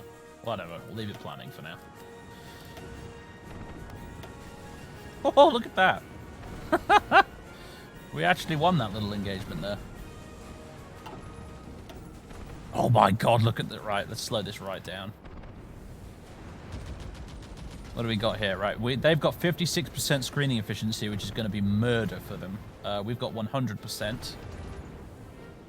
We got 2 carriers. They've got, looks like 1 carrier. No, they've got 2 carriers as well, one of which is their pride of the fleet. They have way more aircraft than us, because I think they've got a ton of naval bombers from the mainland getting involved. And we've got a bunch of subs lurking around as well.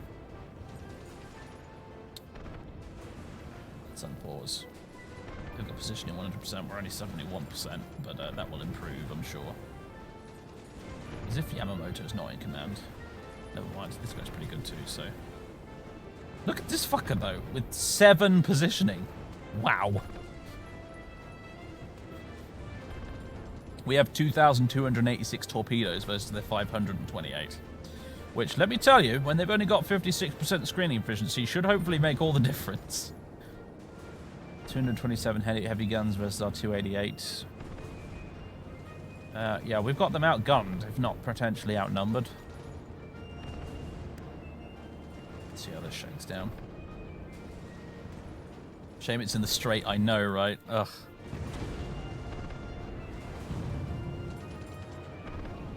Oh, well, look, there's some Burmese destroyers on their way to help. Well, there goes a destroyer.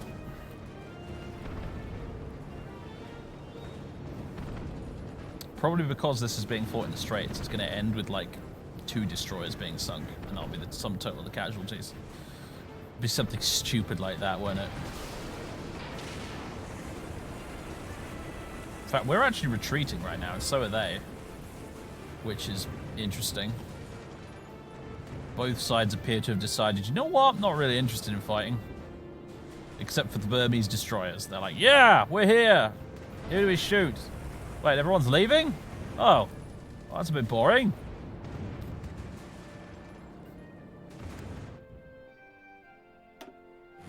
I wonder. We didn't capture any air bases down here, did we? Oh, we did, actually. Hello.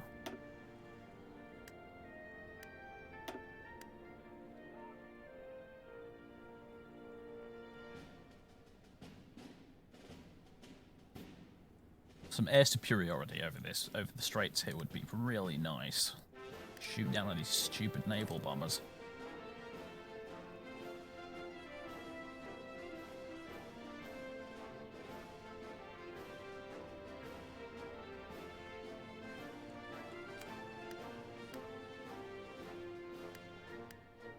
Oh, now they're taking some casualties. Lost an escort cruiser, 3 destroyers. I think one of my other fleets is now arriving, although, oh Jesus, we're about to lose that cruiser, I think. And the Mutsu here is not in great shape either. It did get away though, unlike this cruiser's probably going to. Yeah, the cruiser's down.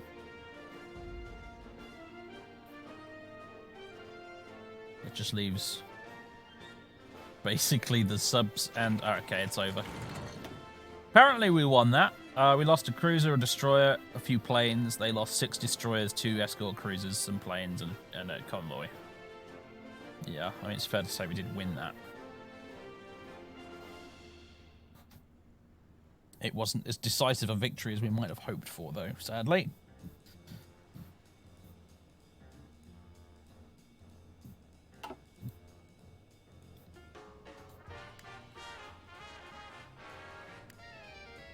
Now then, where is that poor battleship that nearly got blown up?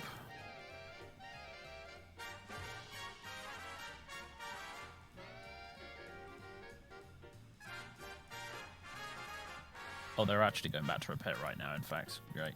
You do that then. Oh, my fuel! Oh my god, really?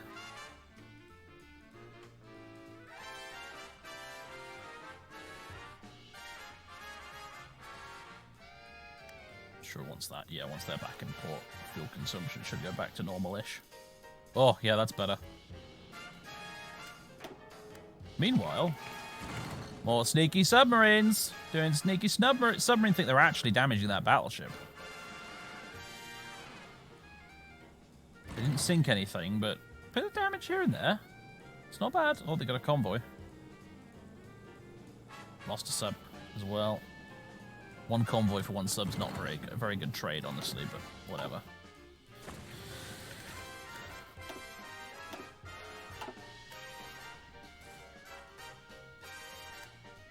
Right, these, oh no, we lost that airbase. Shame.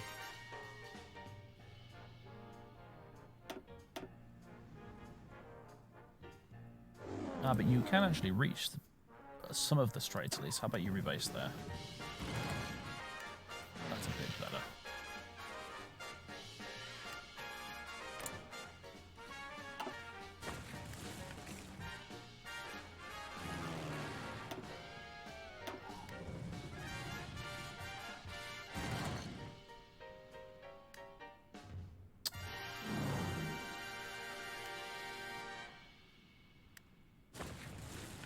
Need better naval bombers.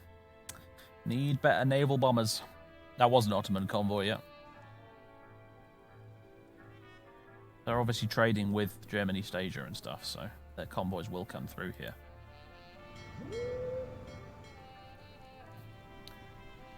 Notice how we, for example, have a big-ass convoy that goes all the way across the Pacific to the PSA for all their oil. If the Germans had the range on their submarines, they could really cause us some problems if they sent them up here into the North Pacific.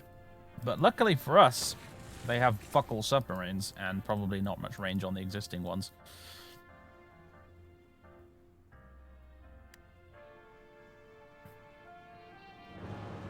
Right, have Yamashita's lads finally arrived? Because I am fed up of not having control of the straits here. It's killing me, literally.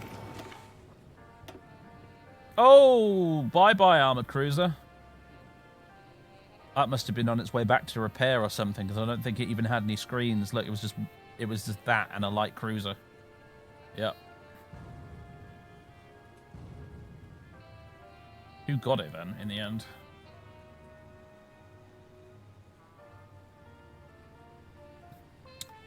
It was the Asahio. Improved light ship hull. It was a destroyer that got him. Probably with a torpedo, I'd guess, maybe? I don't know, it was only 2% damage, actually, that did the final blow. I would think that might have been death by 1,000 Small caliber shells, that one. Oh, that's just the carrier air wings with no mission assigned. That's fine. Well, actually...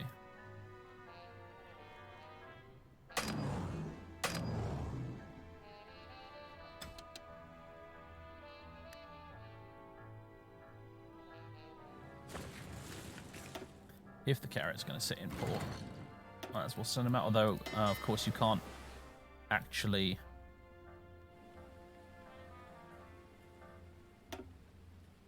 Yeah, I forgot. They can't actually send out planes unless they're actually at sea.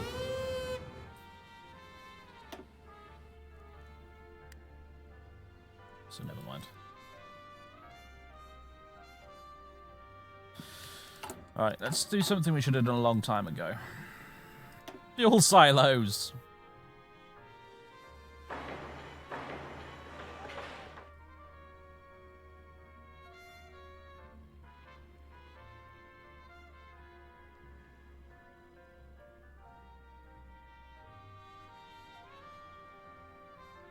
Oh, but that dockyard's nearly finished. 24th of February will be done, so 2 more days.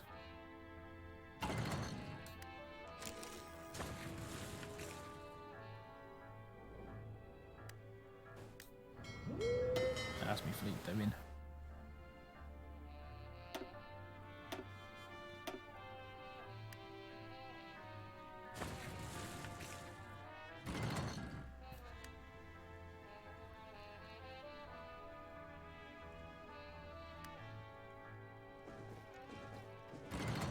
So I am doing me a big favour by taking care of all this. Hit it!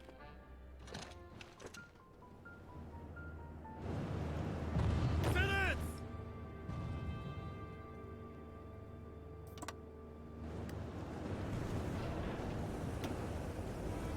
Right, time to march down through Malaya and take Singapore. Look at you with your fancy tanks. Who do you think you are?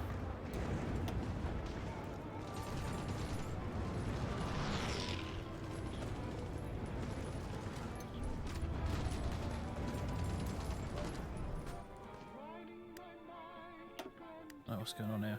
Ooh. Their fleet's coming out hiding, or at least part of it is. Bring Siam into the fold is done. Or was that bypassed? Yeah, it was bypassed. All Indochina was bypassed, right. Jolly good. We're still currently working on support the Zaibatsu, aren't we? Yep. Mexico wants a non-aggression pact. No, guys, look, seriously, let Feng Tian deal with that clusterfuck up in the Gobi Desert, alright? We've got other problems.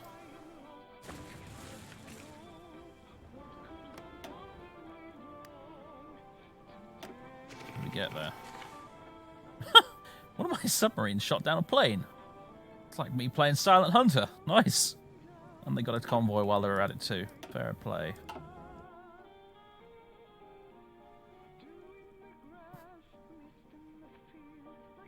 Yeah, if this was a YouTube series, I'd have to cut so much stuff out. I really feel like Twitch these days is kind of is where the kind of content I'm used to making has kind of moved. Like once upon a time, Let's Plays were like the most popular type of content on YouTube, and I really don't think that's actually the case anymore. That kind of really long form where we just play a game in its entirety with very few cuts kind of content has really just moved to Twitch these days.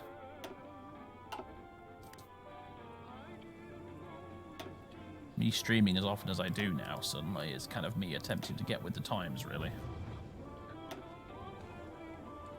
Missing equipment production. What are we missing? Carrier fighters and carrier naval bombers. Ah, okay. Look at that beautiful Zero.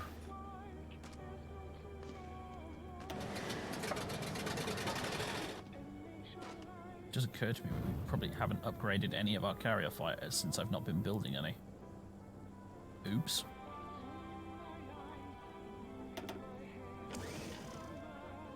You know what, let's cut back quite dramatically on the let's have a look. Oh no, I'm going to need more resources for that, though, aren't I? I'm not going to forget it. Oh, even just for that, I need more resources. Ah! Game, I hate you. I hate you so goddamn much.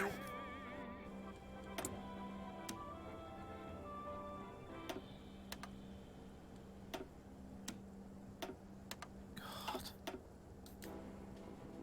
What is a resource? What are these resources you speak of? Why am I so poor? Because I'm playing as fucking Japan. That's why I'm so poor.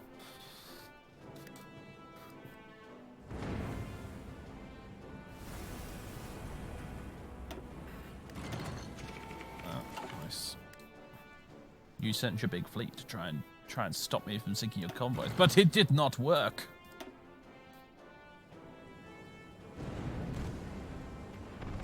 Japan, famously known, in fact, for having fuck all resources in real life. They kind of entered World War II on that basis.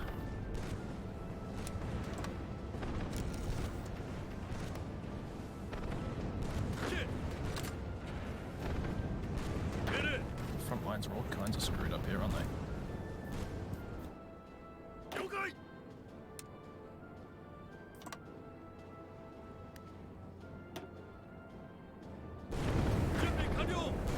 Why are you just standing there? Attack!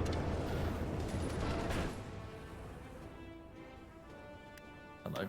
Oh, big battle happening. Big-ish.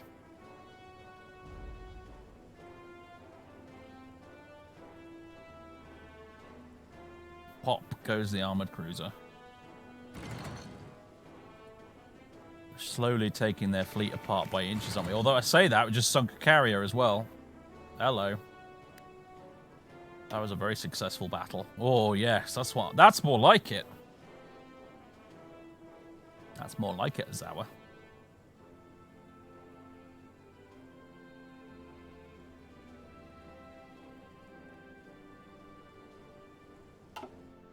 No, of course we've got no getting rid of it. Feng Tian is not a puppet. We're not even allies. Korea, we get some resources from, but there seems to be... I don't know what's going on with these guys. There seems to be some sort of bug or something with their... with their trade influence or something, because... it's not Korea. What am I looking at? Because Korea is not giving us... what we should be getting from them right now. They should be giving us 24 steel, and they're only giving us 15, and it doesn't matter what I do... I cannot seem to increase our trade influence with my own puppet. It's kind of screwed up. I don't know what's happening with that. I've even tried using, agents to increase trade influence, and even that doesn't make a dent in it. So, I don't know. Anyway.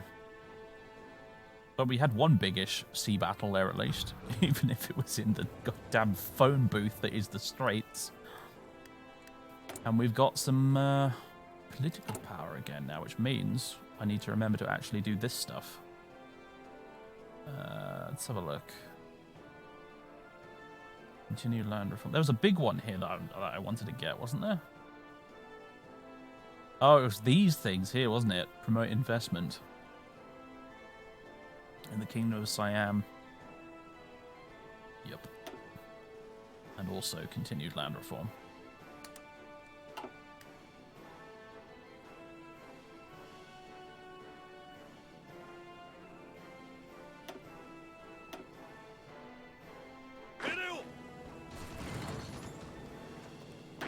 Right, Yamashita is finally doing his goddamn job and pushing into Malaya, which is great.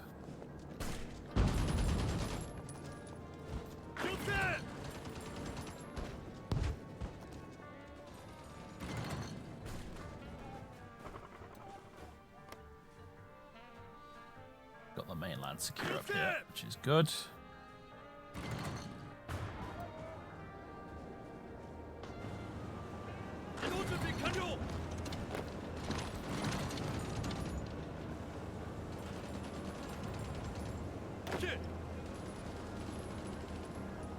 About to take Kuala Lumpur, I think we are. Which means... Oh no, Wait for it, wait for it. Hit it! Oh, is there another big... I think there's another big-ish naval battle going on. There's multiple naval battles constantly going on, really. What's going on with you guys? Do we have any damaged big ships? I don't think we do. Otherwise, we'd have a message about it at the top of the screen.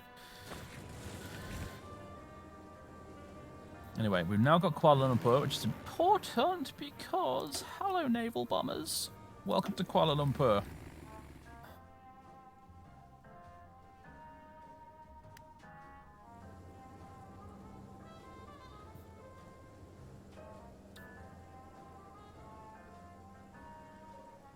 Yeah, there really hasn't been much in the way of big decisive engagements, which you do sometimes get. It's mostly just been, we've been nibbling at their navy bit by bit by bit. Because their navy right now is looking a lot smaller. The big problem they have is having only set 19 destroyers to try and screen all this. They're doomed. They're absolutely doomed. They're doomed. They're doomed. It doesn't matter if you've got a big, stonking, great Prince Eugen-class armored cruiser. You're doomed if you can't screen it. Jesus Christ, you're just eating my submarines right now, aren't you?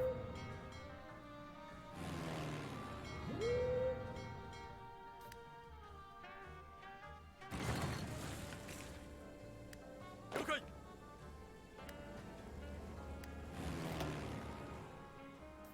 No, these naval ones are still not arrived yet. Come on, guys! Come on! There we go, finally. Brilliant. Now have fun. Happy hunting, gentlemen. I mean, I reckon part of the reason we're losing so many subs is that they're in the straits here, which is not great. Anyone who's played Silent Hunter will tell you that in shallow water in a narrow passage like that, that's not where a submarine wants to be. It's the last place a submarine wants to be.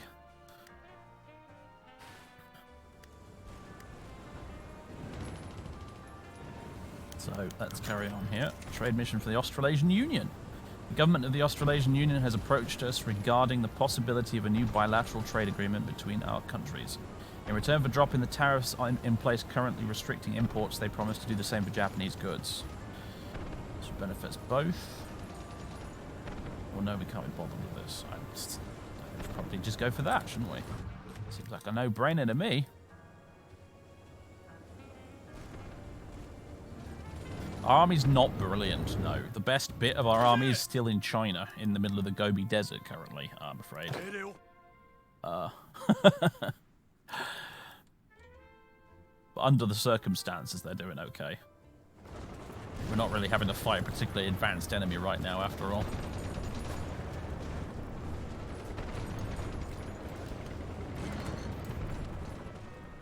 In fairness, once this all settles down,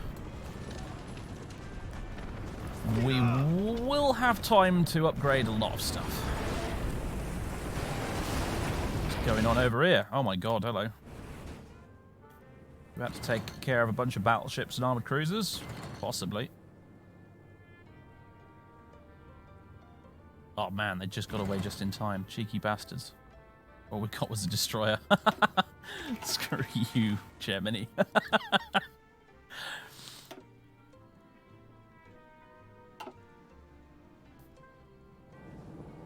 We upgraded our cavalry tank divisions yet. Do we have enough tanks by now? I suspect no. We have minus 236 tanks. I'm pretty sure I said the same thing last time somebody asked that question. On the bright side, we're about to take Singapore.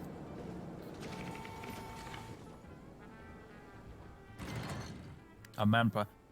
Have you only just noticed our manpower has been about that for the entire game, dude?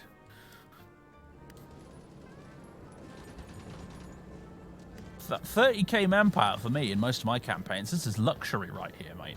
I'm used to having 0 manpower. Have you played Finland lately? Have a go at playing Finland. That is the 0 manpower challenge.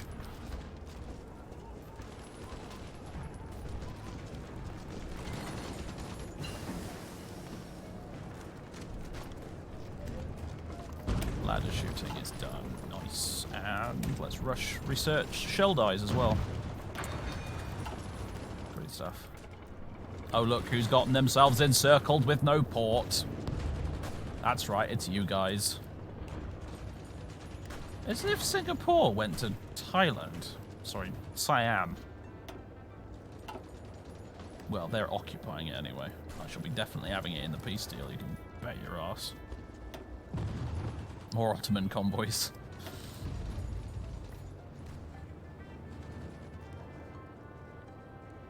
Let's finish taking Malaya, and then I'm afraid I am actually going to have to call it a day, ladies and gentlemen.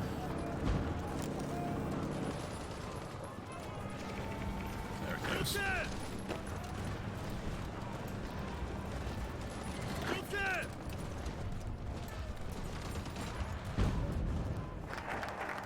And support the Saibatsu is done. Brilliant, just in time.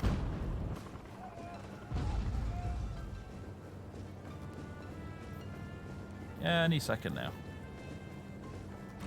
Last stand of German East Asia in Malaya. There they go. Brilliant. Oh my god, that just suddenly all went to Siam. Wow. Anyway, alright. Unread naval battle results. Just sunk a convoy, basically. Yep. More convoys. All of the convoys. Right. Oh, hello! A G3M1 Rico's managed to sink the SMS Nassau. There you go. Sunk by a G3M1 Rico. Naval bomber. R.I.P. Beautiful. Right. Well, ladies and gentlemen, I must save the game now. Stream 3, I think we're on now. We're going to have to invade Borneo to finish them. Well, Borneo and New Guinea and, well, all of these here Pacific Islands, they've also got themselves. But hopefully it won't come to that and they'll just capitulate. But we might have to do that, I'm afraid. Regardless, that went rather well, I thought.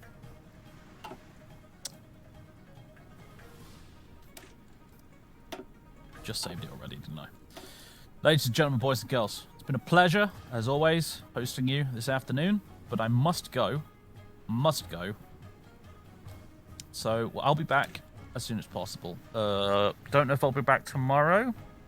Don't know if I'll be back. I won't be back Tuesday because I've got Dan coming round on Tuesday for some 40k stuff. So if I manage to, I'll hop on tomorrow for a stream. But don't count on it, that's all I'm saying. Failing that, I'll definitely see you guys on Wednesday for some more of this. So, yeah. In the meantime, let's see if I can raid somebody. Ah, Variax is playing Daggerfall. Perfect. Go pile on in, say hello to him for me.